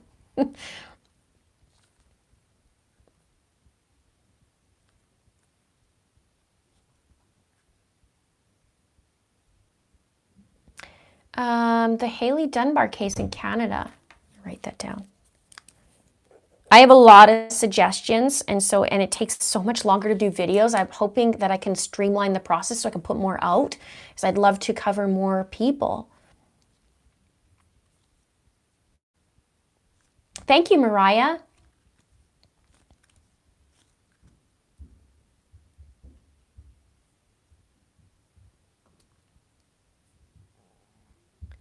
Oh, I heard today that Amazon is not allowed to sell any of his books except for digital ones. I think I saw one on eBay though, because I was searching for his title and it showed like eBay and somebody was selling it for like $30 or something. I don't think it's that good. But I would say, for me, if I saw patterns, I would love to read the books only to see like, where did you put the kids, you know? Thank you, Mary Angel. And to all of you guys for saying happy anniversary. That's really sweet. We usually go and celebrate because Mr. Linda's birthday is the first week of April, then mine's the second week, and then now our anniversary. So we usually like to celebrate it all in one and go on a trip somewhere, but not this year. Next year for our 5th anniversary. Thanks, Terry and Jacob's World, for modding and for being here. Thank you so much. Have a good one. Anyone think Shallow and Dumbbell have July suicide deadline? I don't know. I wish I could really dig into what their whole thing is. Like, I don't know. Adrienne says $3 a book, $2 of that for shipping. And a refund.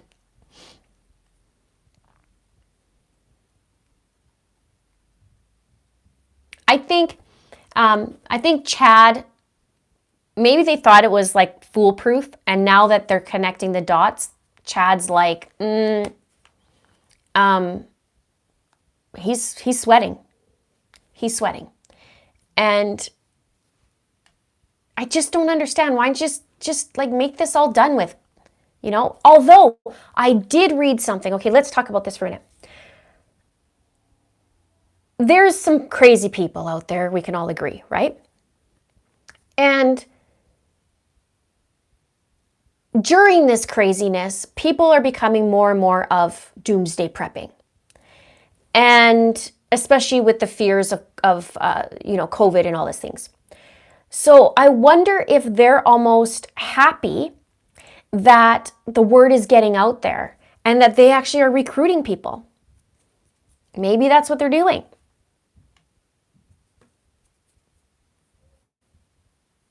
right? And they're like, oh, the more we not talk about the kids, the more this gets blown out of proportion, the more they can come follow us. Maybe. Julie says, I think Chad is done with Lori. I felt this for 2 weeks. Maybe that's why he moved back in the home. Maybe he's like, you know what? This isn't worth it. Right?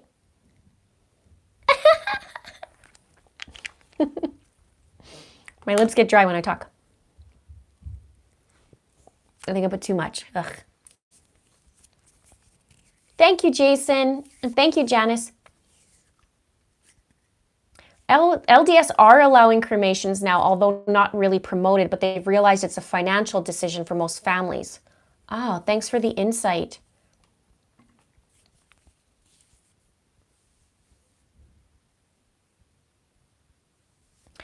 Meg says, I don't know if you will see this, but I called my mom and she has 2 different Chad Daybell books. She said she would donate to you. Side note, she is an occult member. She's just interested in the case. Okay, that would actually be awesome. Then we could just all share it. We'll share the love.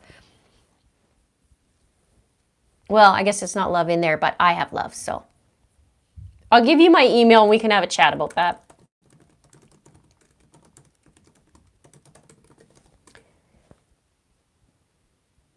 On Letitia, anyone know about the cut on her arm? I don't know. I think everybody's guessing that's from Kansas when she decided to be a dummy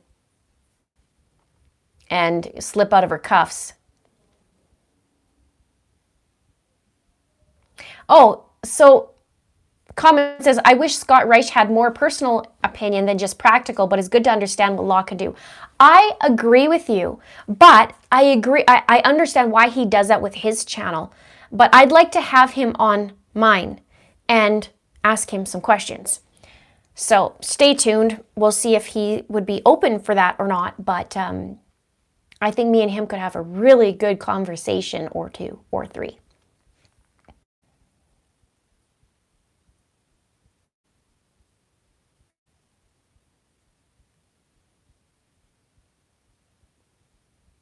Letitia's due back in court in June, so it's going to be a while now.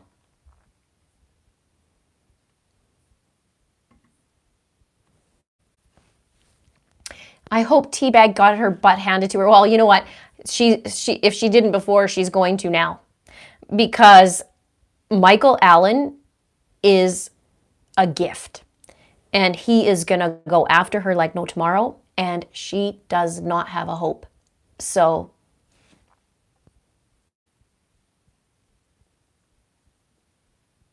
I heard, Brittany says there's a Facebook page, Free Lori Vallow. I've heard of it. Underground railroad type situation, theory on the kids. Huh.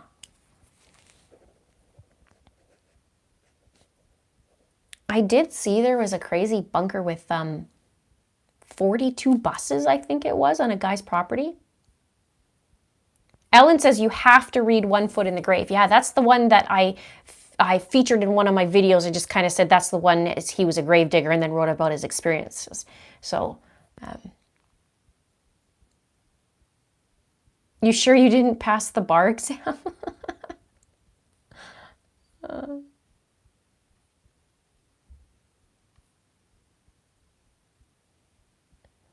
Oh yeah, can't you see nobody's home in T's eyes? I've said this before. The day we saw her in South Carolina in front of the judge, and you could see her eyes, I would go to bed at night, and Gannon wasn't found yet, right? I'd go to bed at night, and as soon as I closed my eyes, I could see her black, empty eyes. It scares the crap out of me. Like, I legit was, like, just haunted.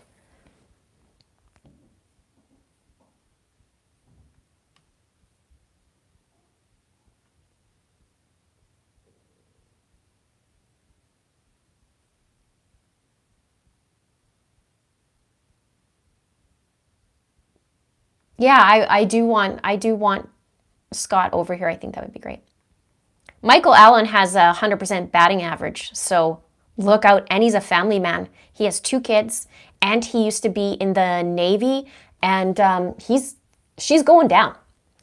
And, oh, I wonder if I could go down. No, COVID won't let me. I was like, I wonder if I could go down there to watch her go down.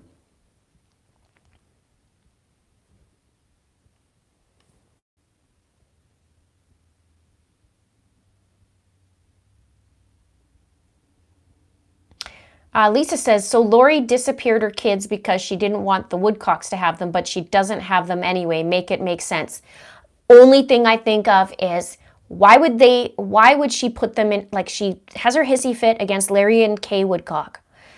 She has a belief. She knows something's coming down in her mind in July. Could it be that she's hiding them out for some reason because of these religious reasons?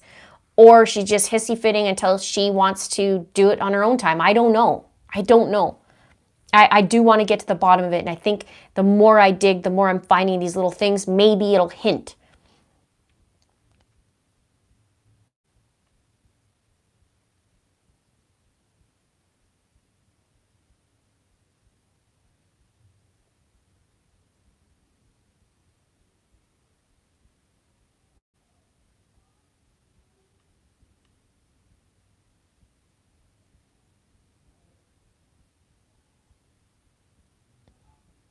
Yeah, she's something else, isn't she?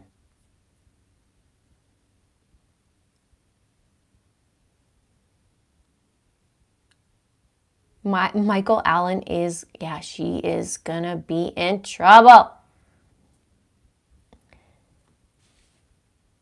So there's some people that are asking what's going on. In the beginning, I talked about a man named Gabriel Wortman. He's from Nova Scotia, and he went on a mass shooting on Saturday, April the 18th at nighttime, and it lasted 12 hours, and he killed 22 people. He faked being an officer, had a uniform that was potentially real, but he had on a uniform, and also he had a fake police cruiser that looked almost identical to a RCMP cruiser. And then we talked a little bit about Lori Vallow, and we talked a little bit about Letitia. So we're mixing that up with Letitia and Lori.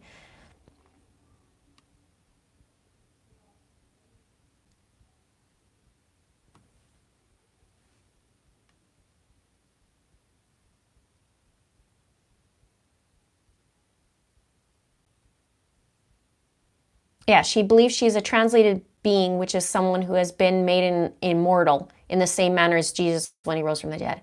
Like, you can't even make this stuff up with it. Matt says, hi, new to your channel. We suffered a terrible tragedy in Nova Scotia. Yes, I know. I did cover that in the beginning. I'm a fellow Canadian, so we're all shook. I think the whole world is of what happened, and is super sad. And I'm so sorry for the 22 people that lost their life and the family and friends that know them. And they have nothing but beautiful things to say about these people. And this guy started off going on a rampage on his ex-girlfriend and her new boyfriend, and lost his you know what. And then everybody else was in his warpath. He took them down. And now he's dead too. Ivanka, welcome. If she's immortal, why be concerned about the end of days in July? I don't know. Off topic, but I read online you need 100,000 subs to have channel members. No, a lot less. That's the 100K is, I think that was from a couple years ago. They changed it to 30K, I believe it was, and I was even offered earlier, and I held off. Oh, happy belated, Anna. I know, it's just awful. Such a small town, and he just comes unglued. Where did he get all his, like, oh, I know he got the cars from the auction, the shooter, and he had some guns, but where did he get his guns too? I'd like to know.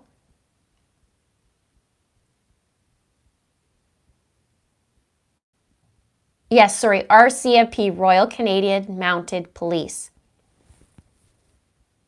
22 people died, and he was the 23rd.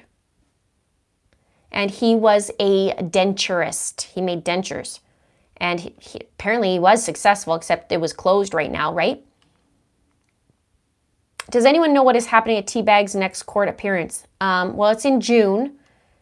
And it's another hearing. I don't know what the next, well, I think it's hang on. Let's check to see what's going on.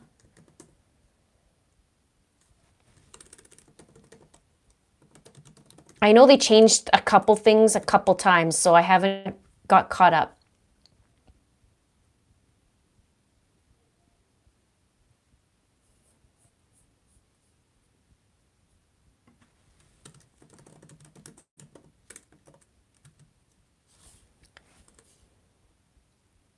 Yeah, the divorce hearing is April 30th. Yes. That's coming up next week, that would be, right? Yeah. Next Thursday. Yeah, why did it take so long to stop the shooter?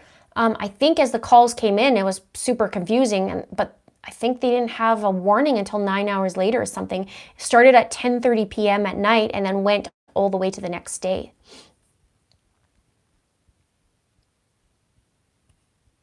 Yep. I saw that Tisha's to appear on April 30th as well for that divorce. Welcome aboard, Robin. Yes, Chad does visit Lori in jail. And from my understanding now, Dawson Murray is Chad's son-in-law, is it? And he works at the same jail that Lori does.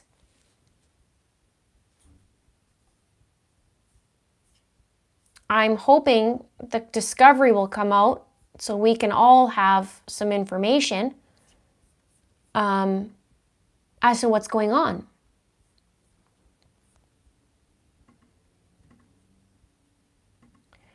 Let's see. Stoke.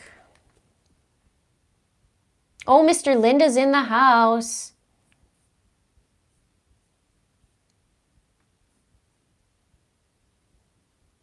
Initial conference appearance is, okay, that's for the April 30th, the divorce, and then June 5th, a preliminary hearing, and then June 8th, a preliminary hearing. So they have 2 dates on there. Chesney says, the mass shooter went house to house or one place. He went to one house first, and then it was said he burned other houses down, was knocking on the doors. Then he took his cruiser, went on the highway, abandoned it, shot 2 officers, 1 died, and then he stole another vehicle and then kept going. So it's just horrible. Yes, Lori has an attorney.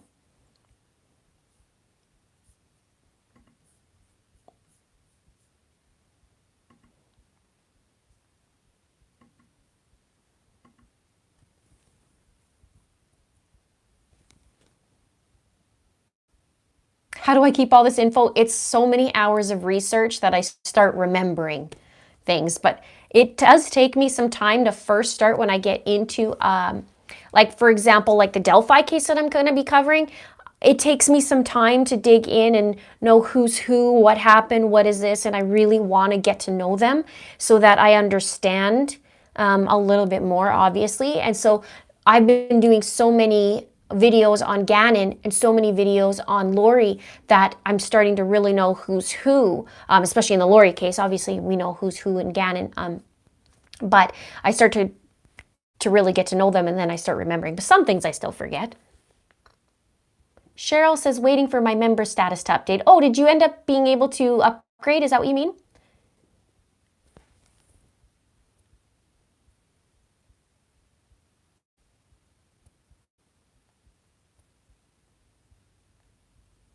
The fact that she's saying there was some Eduardo guy tells me someone else was there. Yeah, we don't know. I think she came up with that Eduardo story 2 days later when she was in the police place, and I think she kind of freaked out, going, okay, like they're starting to look at me or something's going on, so I better come up with something. I mean, maybe, we don't know, right?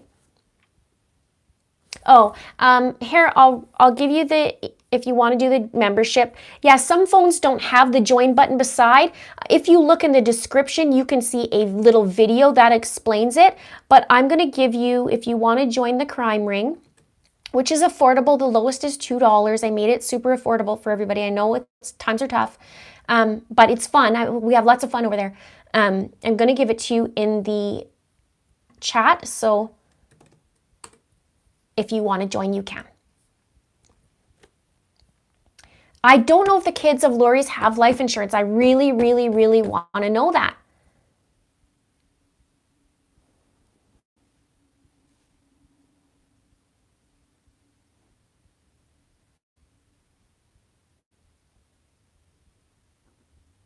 Lori's attorneys' practices civil law, not criminal law. Should be interesting when things get messy. I know, and there's so many things that is getting messy. So many different people and how they're involved. Welcome aboard. I just had weird deja vu just now. That's really strange.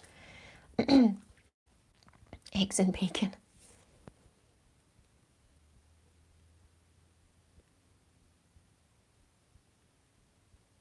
Peter says, why don't you interview people like other experts or people currently or previously involved in your crime chats?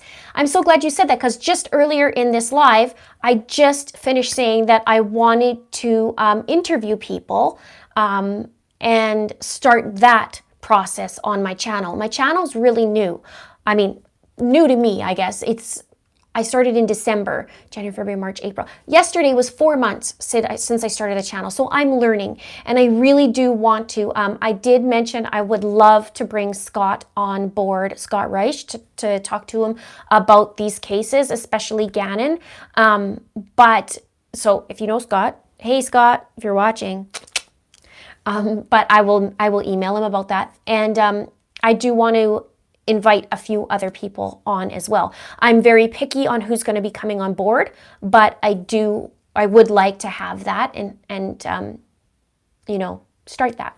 So I'm learning and learning. I'm going to get a new microphone too, because my hair is starting to scratch the microphone as I'm doing my videos. It's bothering me, so I want something that's not there. So little by little, I make little improvements to my channel, and I would love to have some other people on board.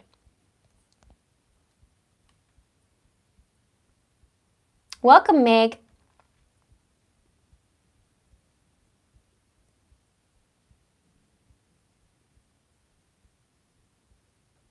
Lori's attorney is a civil attorney, and Scott Reich is having a heyday with that. He talks about the dumb things Lori's attorney is doing. I know. Scott's been doing it for 25 years. Me and him will have a different point of view. I mean, naturally, but when I was younger, I wanted to be a prosecutor, so I think my views and his views may be a little bit different, but I love that. I think we can have some really cool conversations, and I'd love to ask him some questions.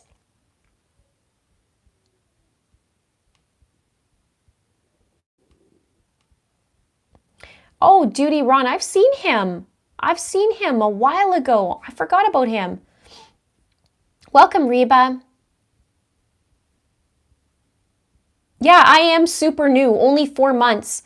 So I'm learning, and like I just launched this membership and I'm super new to that. So there's all these little things to learn and going, yeah, I would love to have somebody on the channel. Wait a minute, how do I do that? You know? Can we have Crime Ring merch? I actually have just launched one design. People were asking me over and over for info snacks. They said, Linda, we want info snacks from you. So I made one. I had it designed. It was a caricature. That's the only caricature that's going to be on the merch. I'm going to do other merch, but people really wanted it from me. So I had that, and I'll give you the, you should see it below this video. It'll be in a carousel, or I'll give you this as well. And I have a designer right now working on the It's a Crime logo. I'm kind of disappointed on some things that he came up with, so it might be super basic, but let me just find the chat there. There, if you wanted it. So yeah, lots of fun things happening here on my channel, but again, learning curve.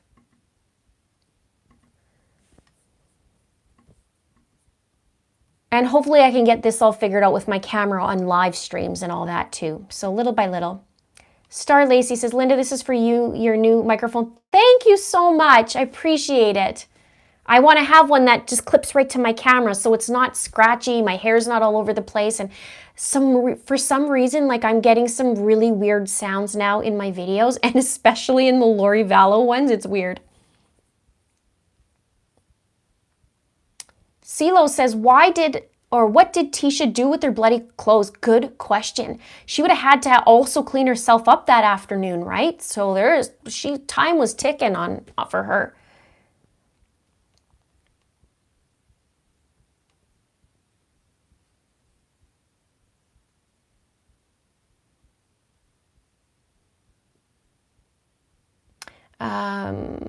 I just love your videos and learning more about true crime. Awesome. Yeah, there's a lot of debate whether Gannon came home or not that afternoon or not. I mean, the affidavit said likely, but they said they don't have any videos either, right? So, Linda, do you do your own artwork or someone else? Someone else came up with the, I had the idea of the Info Snacks one, but I had a designer done. I have a little bit of graphic design experience, but not professional, so I go and get somebody else to do it so it comes nice. And I don't have a whole lot of time, right?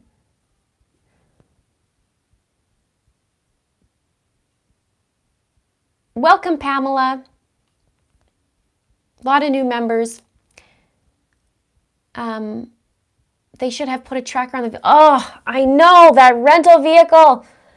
I actually put a comment out to Lee Egan, who wrote for Crime Online, asking her to clarify that rental vehicle receipt, and I haven't heard back.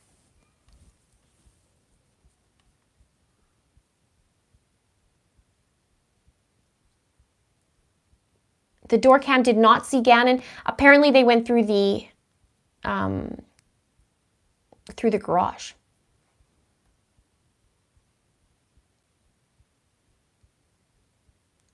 She was probably carrying clean clothes in her backpack she was carrying. That very could well be that she was carrying clothes in that backpack. Yeah, they did put a tracker on the Nissan Altima. They did not put a tracker on on the Kia Rio. There was no GPS about it.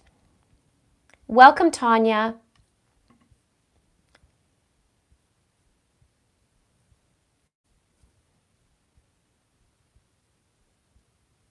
And maybe I'll do another driveway video.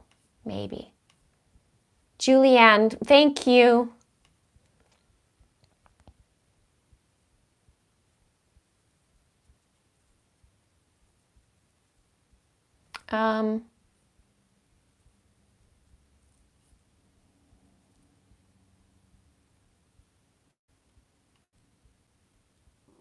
YouTube does take a little bit of the membership money, yes.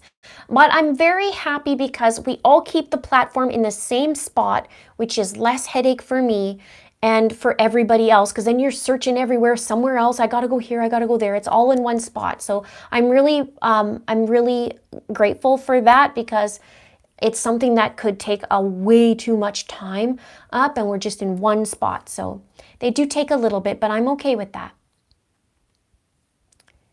Adrienne says, keep the animated Linda. It's so cute.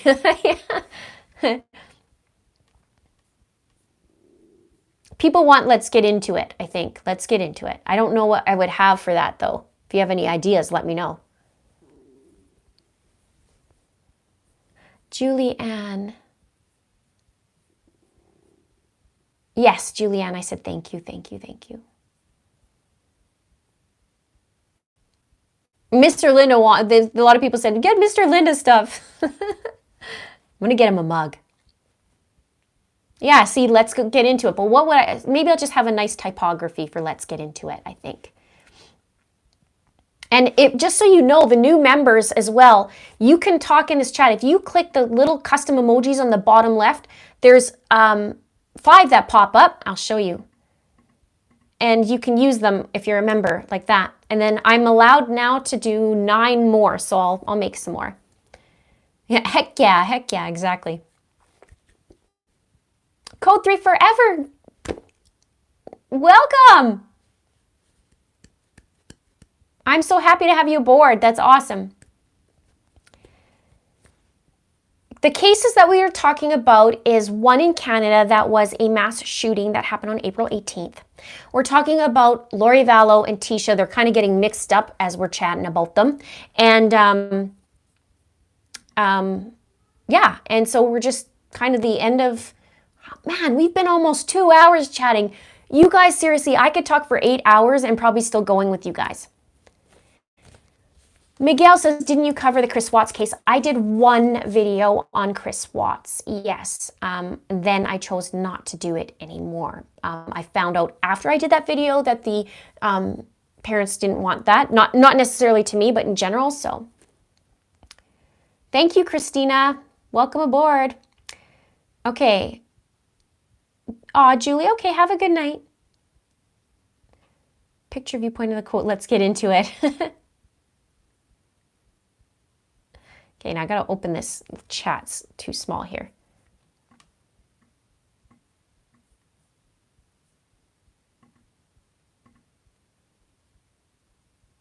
Oh, you get to pick up your groceries. I tried ordering groceries and it was like gonna be next Tuesday or something like that.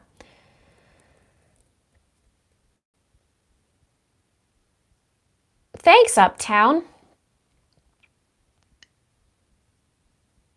I really hope I get to talk to Scott too. I'm going to be firing him off an email and then see if he's willing to come on and be open to it. I think that would be great. A lot of people have said, we want you to talk to Scott. And everybody said that, so.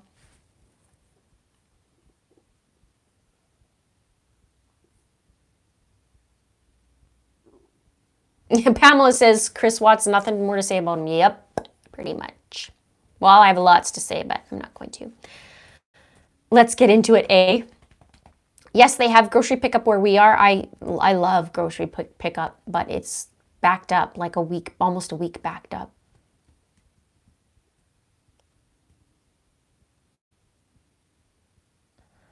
Yes, I have an Info Snack coffee mug. I have that in my store.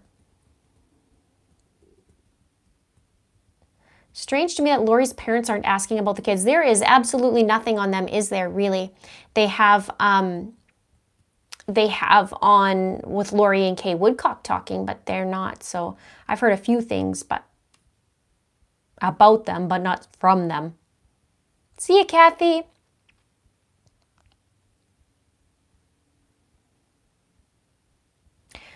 Julie, someday will you cover Stephanie Crane, 1993? I'm going to write her down. Hopefully I can streamline my time even more so that I can cover more cases.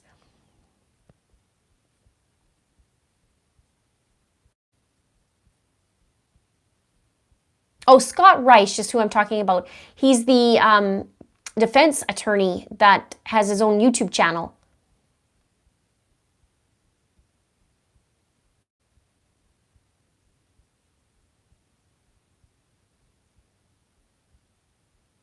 I'm a full-time teacher and deliver groceries for travel money. That's awesome. James says, me and my husband always watch you to do an amazing job on these cases. I'm from Fresno. That's awesome. I'm so glad that you guys are able to tune in and hang out with me and watch my videos. I'm really grateful. And it sends out the message for these victims and, if anything, awareness of what the heck is going on, and maybe hopefully someday even help people be found and alive. Crime Talk, that's right. His new name is Crime Talk with Scott. Well, it was Crime Talk with Scott Reich, right? But now he just changed it to Crime Talk, that's right. Chad's 5 kids. One of them's on a Mormon mission. The other 4 is all in Idaho from my understanding. And Chad is a grandparent to three grandchildren. Welcome aboard, Kim. How am I feeling? I'm feeling better. Thank you. I had that crazy cough for 3 weeks. We're not sure if it was the virus or not. But funny thing is last week I cracked my molar and I had to go to an emergency dentist. and I was in a lot of pain. And it turns out that they're like, yeah, so we're going to book you for surgery in 4 to 8 weeks to get all your wisdom molars out. And that's not fun. But I already told Mr. Linda I'm going to, I said to him, I'm actually going to bargain with the surgeon. I'm going to be like, look, take out the top two, don't touch the bottom two. I got work to do. The bottom two aren't out. They're still stuck in my gums, and they're sideways, like sideways. Bonnie says, are you looking into the case I sent you? Remind me which one, because I have lots of case suggestions all the time.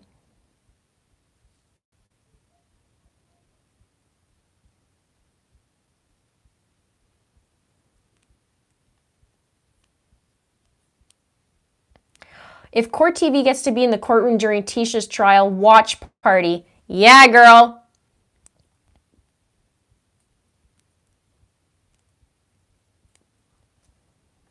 You know I'm going to be doing that. Justice, I promised. I already promised not stopping. I promised not stopping until Gannon gets justice. That's the word, impacted molars. But there's sideways. These two are out and these two are lying side down. So like, no, I'm gonna bargain. Like, you know what? Take the top two because this is a sore one. I had to go on antibiotics. This is the sore one, but don't, like, can we just do this another day on the bottom one?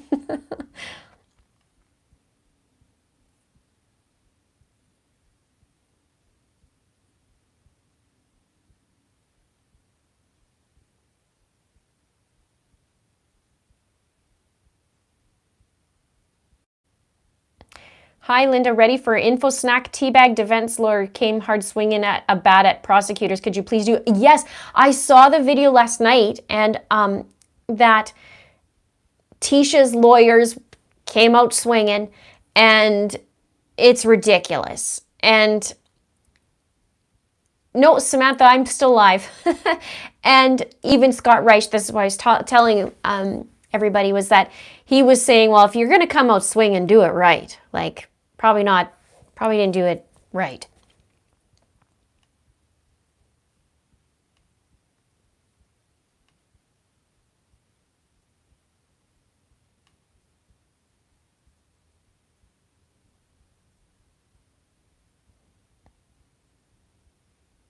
I really hope they let media in just because she doesn't want it. Either way, everyone will know her guilt.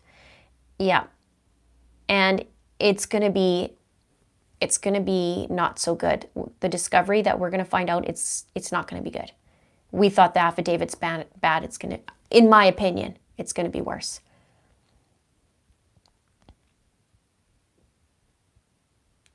Code 3 Forever says Lori's case will still be going on a year from today. Yeah, right? It's like the never-ending days of our lives story. Where are the freaking kids, Lori and Chad? Yay, Rose.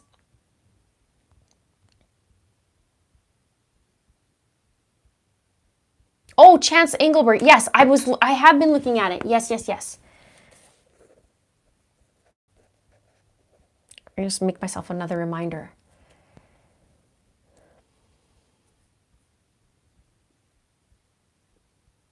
Oh, Lindsay, I'm glad. First time watching live. That's cool. Thank you. Okay, so Lori Vallow's bond reduction hearing now and May 1st at 2 p.m. She's not going to get it reduced again. Do you guys think so? Let me know. Yes, you think she's going to get it reduced, or no, you don't think she's going to get it reduced. Oh, from Egypt. Cool, Joycey. That's awesome. And your teen daughter. That's cool.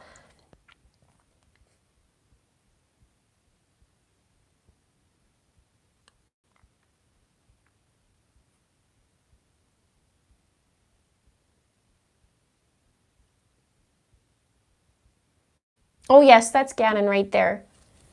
And Evelyn and JJ and Tylee. And I have Heidi. Am I frozen? No, right? Yeah, she's not gonna, I don't think she's gonna get her bond reduced. Not again. Come on.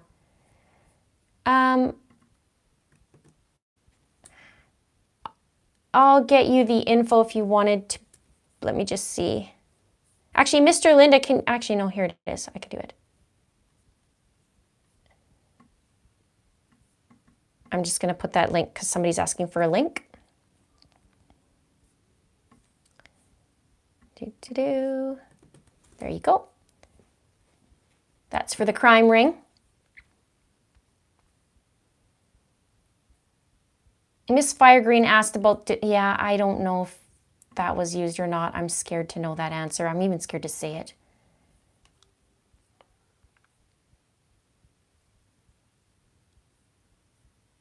I hope it's going to go up. Could you imagine? This is okay. This is great. May 1st. Think of it. She gets up there and she thinks this is going to go. This my bond's going to be reduced. And then they're like, yeah, no, actually we've raised it back to 5 million. And P.S., where are the children, Lori? This is enough.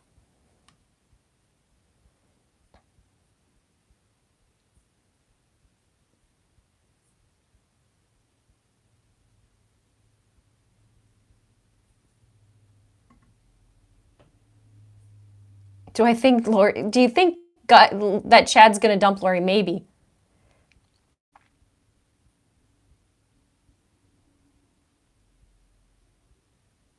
How often do I do lives for channel members? I just did one last night and Mr. Linda came on. And I'm doing them weekly. And then I have, depending on the tier you have, I'm going to do Zoom calls as well. And that'll be twice a month. So we could all see each other and hang out. So it just depends on the tier you choose. And then I do posts and polls and deep dives. On the top level, I do deep dives. So we have like little, I'll take a component of a video and even go deeper.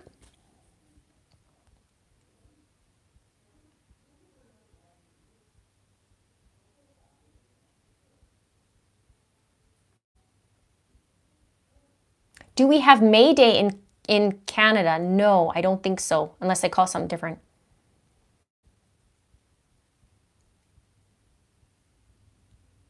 Jessica says, I'm still trying to recover from last night's members only live. It was awesome. Do you think Chad's financing fell through on the mobile home for his compound? I don't know the information on that about it. Some other people are talking about this mobile home. I'd love to know more about it. Thank you, Adrienne. Bail bondsmen don't want to be responsible for her. No. For Lori, no, they don't. And they said, yeah, no, not touching that.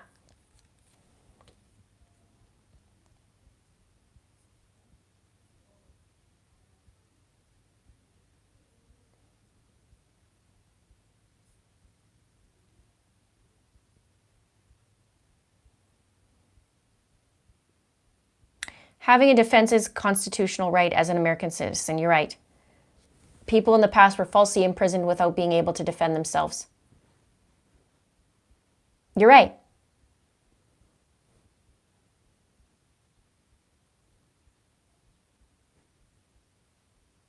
Let's just see what happens.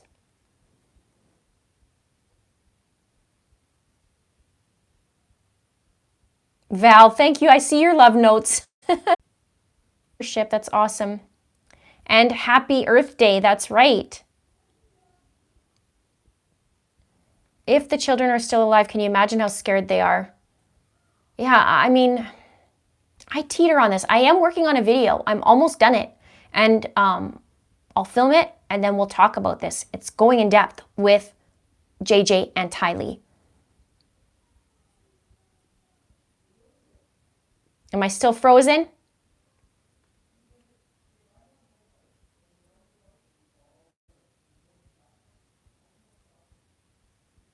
Oh, it's Sydney's T's birthday. So happy birthday, Sydney.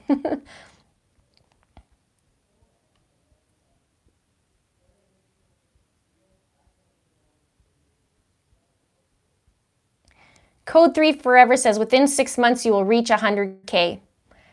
Yes, I believe that's possible. I looked on, what's it called? Social Blade, and it says I will in the next few months if I keep going the way I'm going. Who knows, right? Am I still stuck or is it getting better? Okay, I'm good now.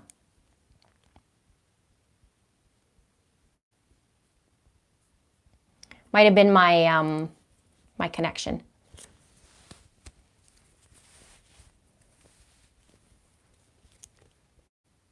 Thank you, Julianne. I'm glad everybody can join me.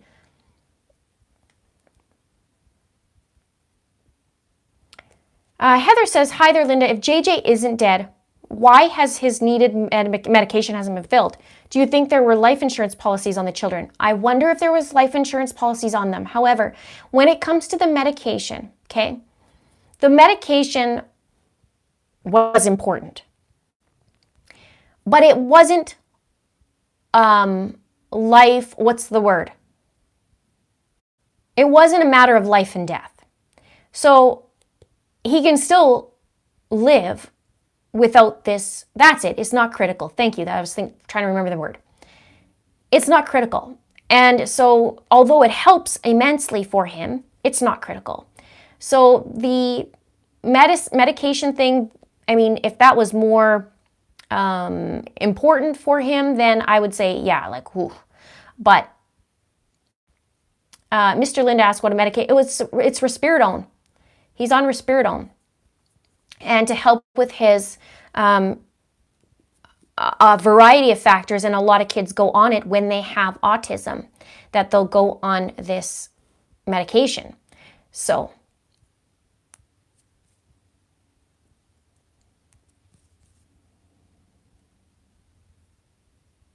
if Tylee's alive and turned 18, can she make a choice to leave this cult? Well, Tylee turns 18 in September, but I don't know if her beliefs were the same as her mom's or how she felt about it, but that would be important to know. I don't think the kids will be ever able to forgive what's going on with them now. That's if they were still alive. But if Lori is a god, she may have sacrificed her kids. It may be. I don't, man.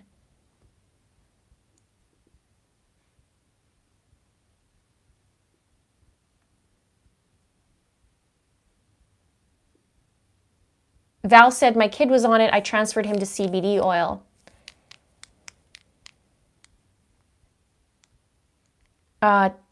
Tashi says, my brother is nonverbal autistic and he used to take medication as a child, which was abruptly stopped, and he is fine today. So definitely not something life-threatening. Yeah, and support dog being returned to the owner. It helped him from running off and keep him in his bed, and he loved the dog.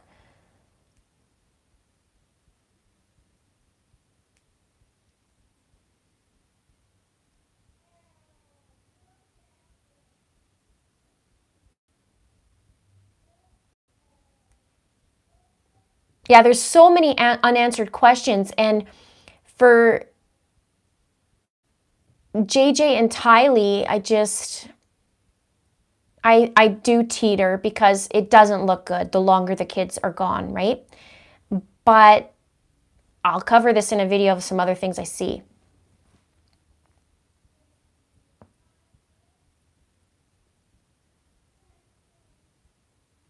The type of white camp in Texas went bankrupt in 2012 and was bought by Scientologists. I mean,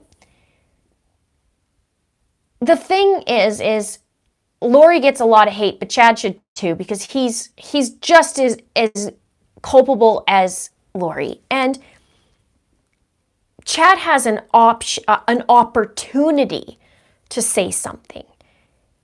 He's not under Lori's thumb right now, and he could legit say, listen, here's where the kids are, right? Like, I don't know, it bothers me. He has a huge opportunity to say something, and he's choosing not to. So that's just so selfish in itself. Like, he has family, he has grandchildren, and how would he feel if these kids were missing? But yet, no regard for Lori's kids missing, and their family, unless he knows where they are and they're safe somewhere. I wonder what the conversation is between Lori and her attorney.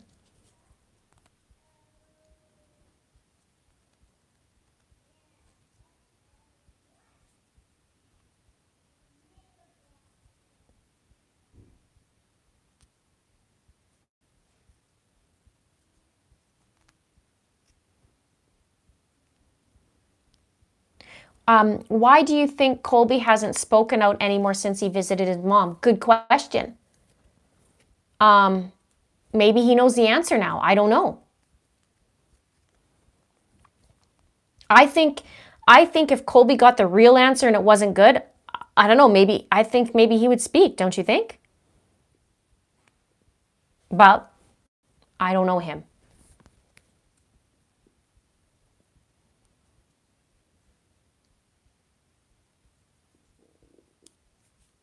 Yeah, and the major thing is we just want to know, like even Kay Woodcock said, just tell us where the kids are. And we don't have to worry about you. We don't have to worry about Chad. Just tell us where the kids are.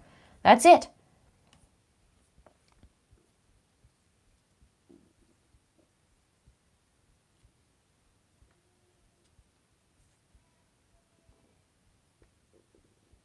Oh, no, Tracy says, Linda, have you seen the things that Tylee Zanta's dug about? No. I would like to know that, though.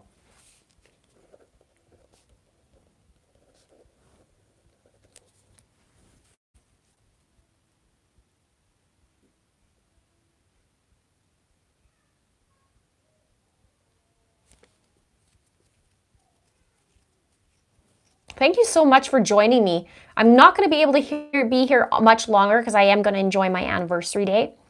But I'm so happy to talk to you guys. I can legit talk all day.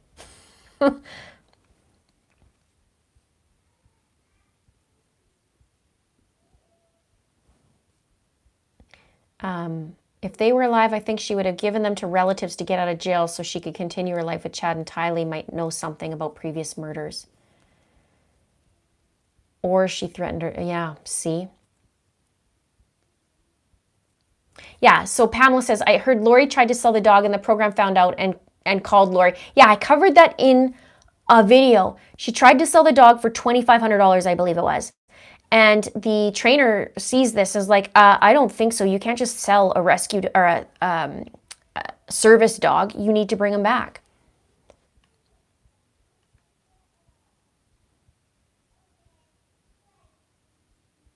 How many years?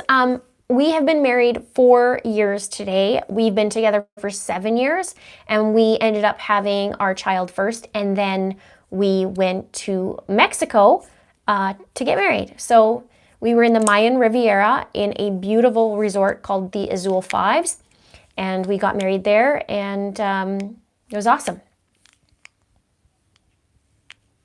It was busy, but it was awesome. And then we did our honeymoon in Aruba.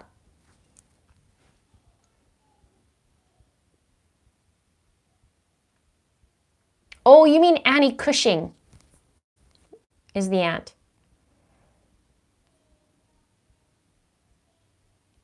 A mazel tov to the Lindas. That's awesome.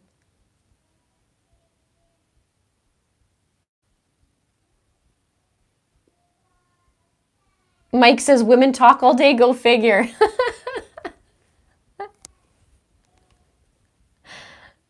Well, you know.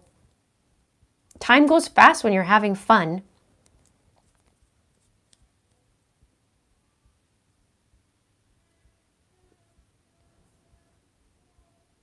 Hilarious. Jennifer says the entire video I thought was on replay. Nope. Yay, Coat of Many Colors is on. Welcome aboard. Fun. And then, yeah, the new members, just so you know, you can do personalized It's a Crime emojis on the bottom when you click the emoji button, and then you can have some different emojis. I'll be making some more now.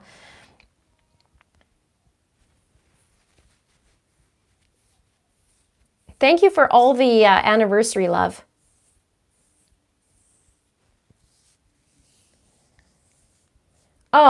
Jesse says, I'm here in Australia. Have I missed something? Apparently, it has been now changed to May 1st, is my understanding. Another member said that in here. So it's been changed again. But I don't think she's going to get lowered bond again. I don't think so. In my opinion.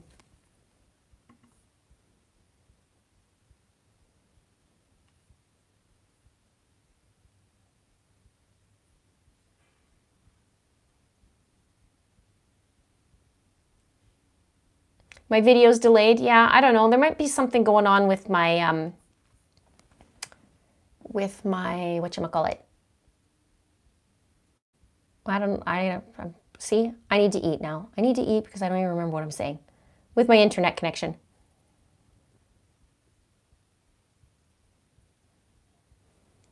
Yeah, how to get away with murder, the zone of death. That too. If you guys know where the location was, where Tylee's picture was in Yellowstone Park, like the exact or in and around location, I'd love to know.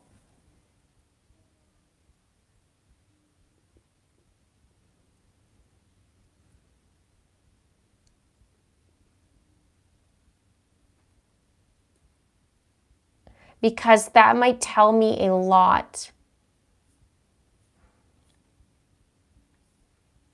In my opinion, Merch, yeah. In my opinion. Yellowstone, when I checked the straight line, it kind of was off a little bit to the side, but...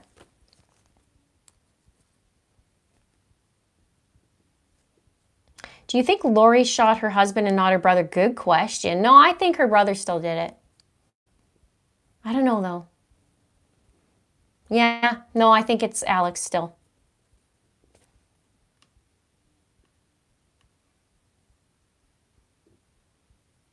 Aw, that's awesome, Gina. Yeah, in my opinion. In my opinion, e guardo omeletto.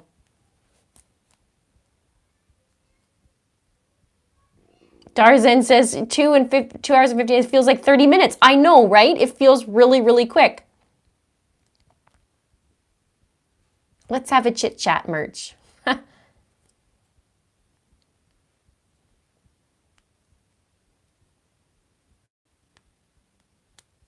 The Arizona police should have swabbed everyone's hands for gunpowder. Why didn't they? There's a lot of things that's weird. How did they not look at Lori, who's like smirking and smiling with their lip gloss, and think that everything's okay? Listen, Linda, listen, honey, listen. Listen, listen, honey. Hello from Wisconsin. Oh, cool. Diana says, I'm actually heading to Star Valley, Wyoming to visit Dad tomorrow. I think I'll drive back there, Yellowstone, to see if I can find the spot. I'd love to know that spot. You know where she's holding JJ and Alex is there in front of where the water is? I'd like to know that.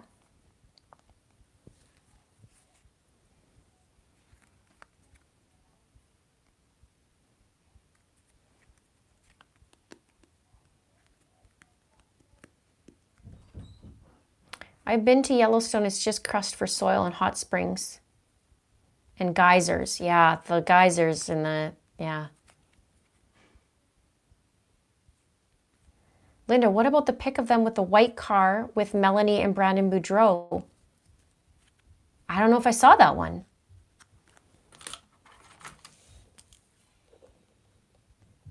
Did I?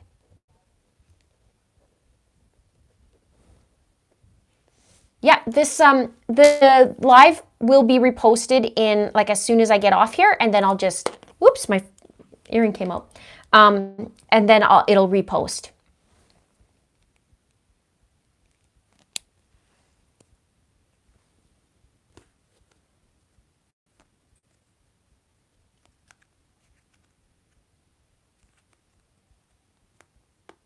Oh, VP says, to email him. I would, but I don't think he's very friendly about my channel, so probably won't. Thanks for coming, Jessica.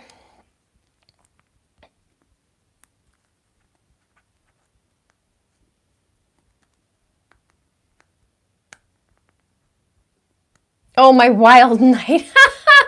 No, we're not allowed to go anywhere. So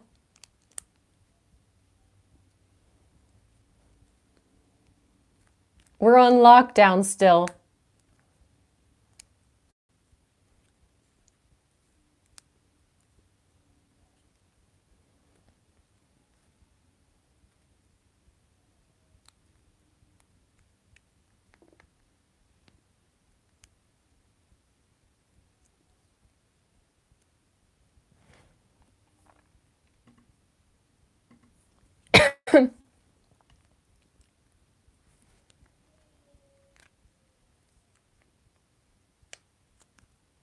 I'll find out where the location is, and then I'll do more of my digging and my deep dive with my patterns. I think that's important. Oh, there's a meteor shower? I didn't know that.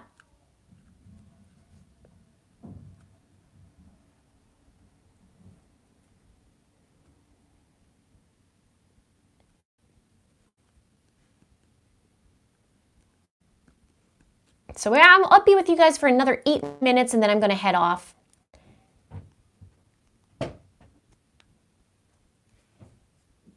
Just so I can get going, have some food, and then go enjoy my family and my hubby.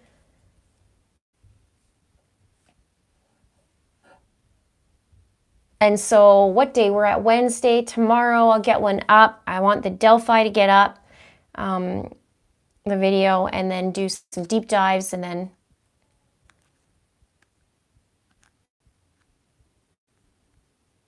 I'm in Alberta, Canada.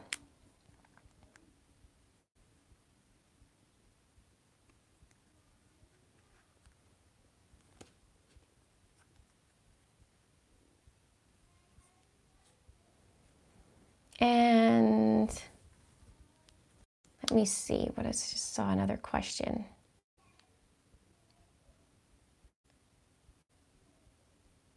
"17 and 5 are my kids. I think I gotta go pick them up pretty quick too.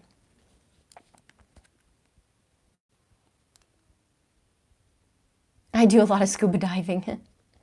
Melly, okay, yeah, my P.O. box, I will grab that. I gotta remember that. I just did it because people were requesting it.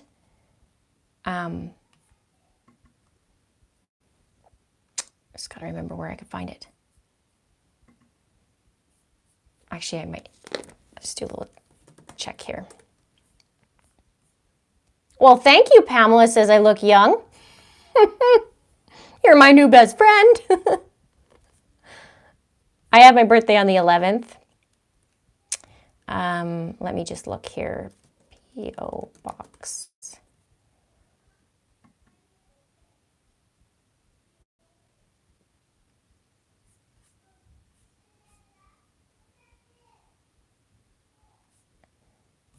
Sorry. There's a little bit of silence. Actually, if you give me your, if you send me an email to itsacrimeandashame@gmail.com, and then I'll give it to you that over there. Probably easier right now because it's going to take me a while. Any requests for the week, what you would like to see?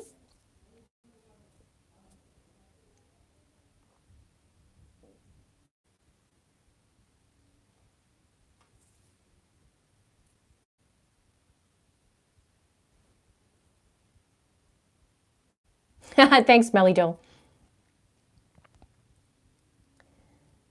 We're locked up with toddlers here. Woo!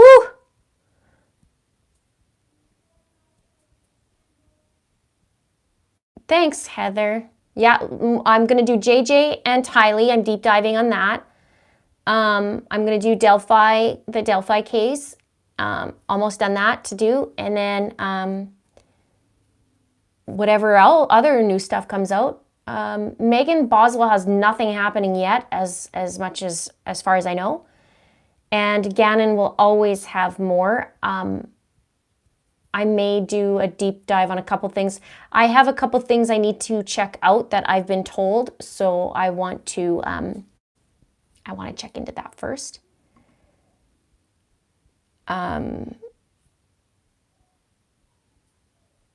Oh, thanks, Diana. I hope it's Diana or Deanna. Diana.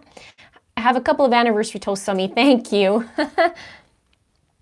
We actually got some chocolate and some fruit for tonight to hang out, and so some wine would be nice. I look younger than 35. Woo! Mr. Linda, did you read that?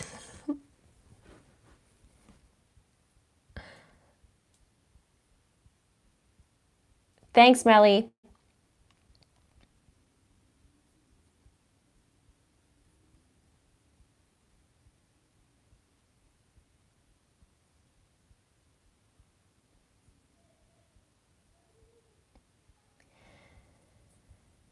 Okay, how can we hide that? There we go. Got it. Got him.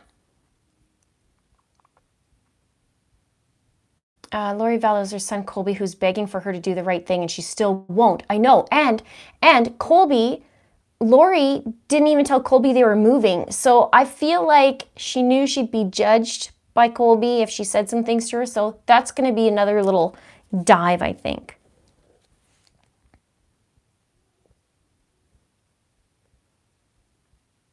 Case of Rose Pism. Man, there is so many people. It is so sad that there's so many people. Oh, me and my hubby thought you were around 30. Well, I'm younger than J-Lo and older than Kim Kardashian. And Mr. Linda is actually younger than me. Well, we won't say that too loud. 722 people in here right now. Just like, that would be me. I got to delete them.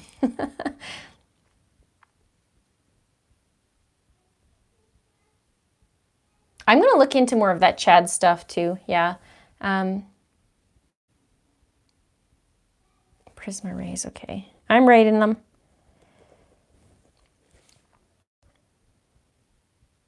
What brand of cosmetics do I use? MAC. Well, MAC is the base. They had a sale on for 30% off. And free shipping, so I was like, woo, load her up. All of us are all going to be ending up with super long hair. My kids' hair is just like getting mind of its own.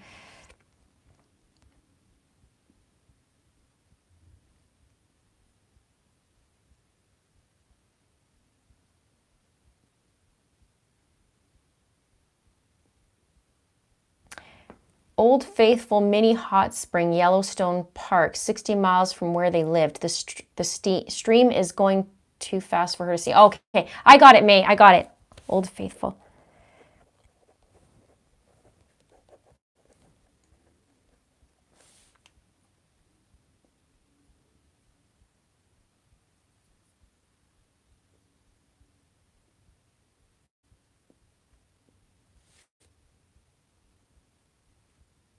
My hubby is younger by almost 2 years. Mine is 4 years younger.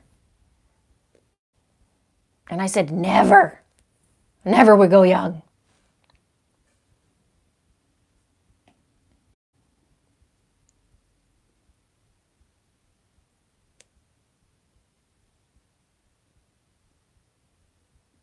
Wow, 16 years younger. That's cool.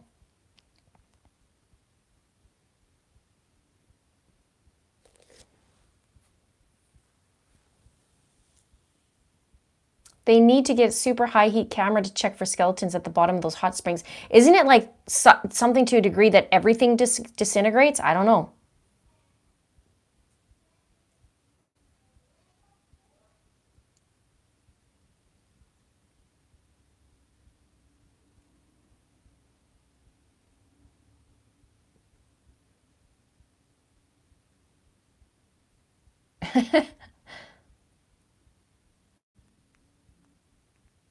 How often do I go live? I go live every single week, pretty much every 7, 8 days, sometimes twice, depends if something breaking comes, I'll come out. And then I am now on my memberships. I'm doing that as well. I go live and doing some Zooms as well. So it's nice to be on live on here. You get that closer connection, just be able to back and forth. You know, I do in the comments too, but this I like as well. So, but I'll never stop doing my regular videos because I do like the format, and I think all of you do too.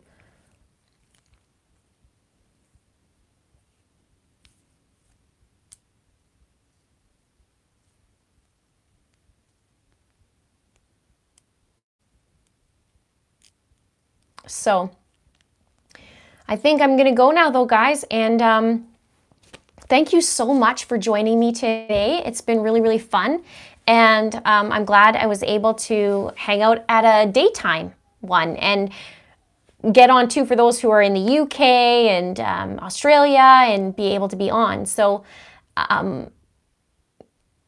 yeah, thank you so much, and we will see you soon. Let me know what you guys would like to see in the future as well. I'm always getting open to suggestions, and this channel will just keep getting better and better as I go along, and more practice, more better equipment and that kind of thing. So I appreciate all of you guys. Thank you so much for your time. Have a really, really great day or night wherever you are, and give some extra hugs. So thank you so much for joining me. Love you guys. Talk to you later. Bye. Oh, and you'll see this, I will have this up for you for replay. Bye.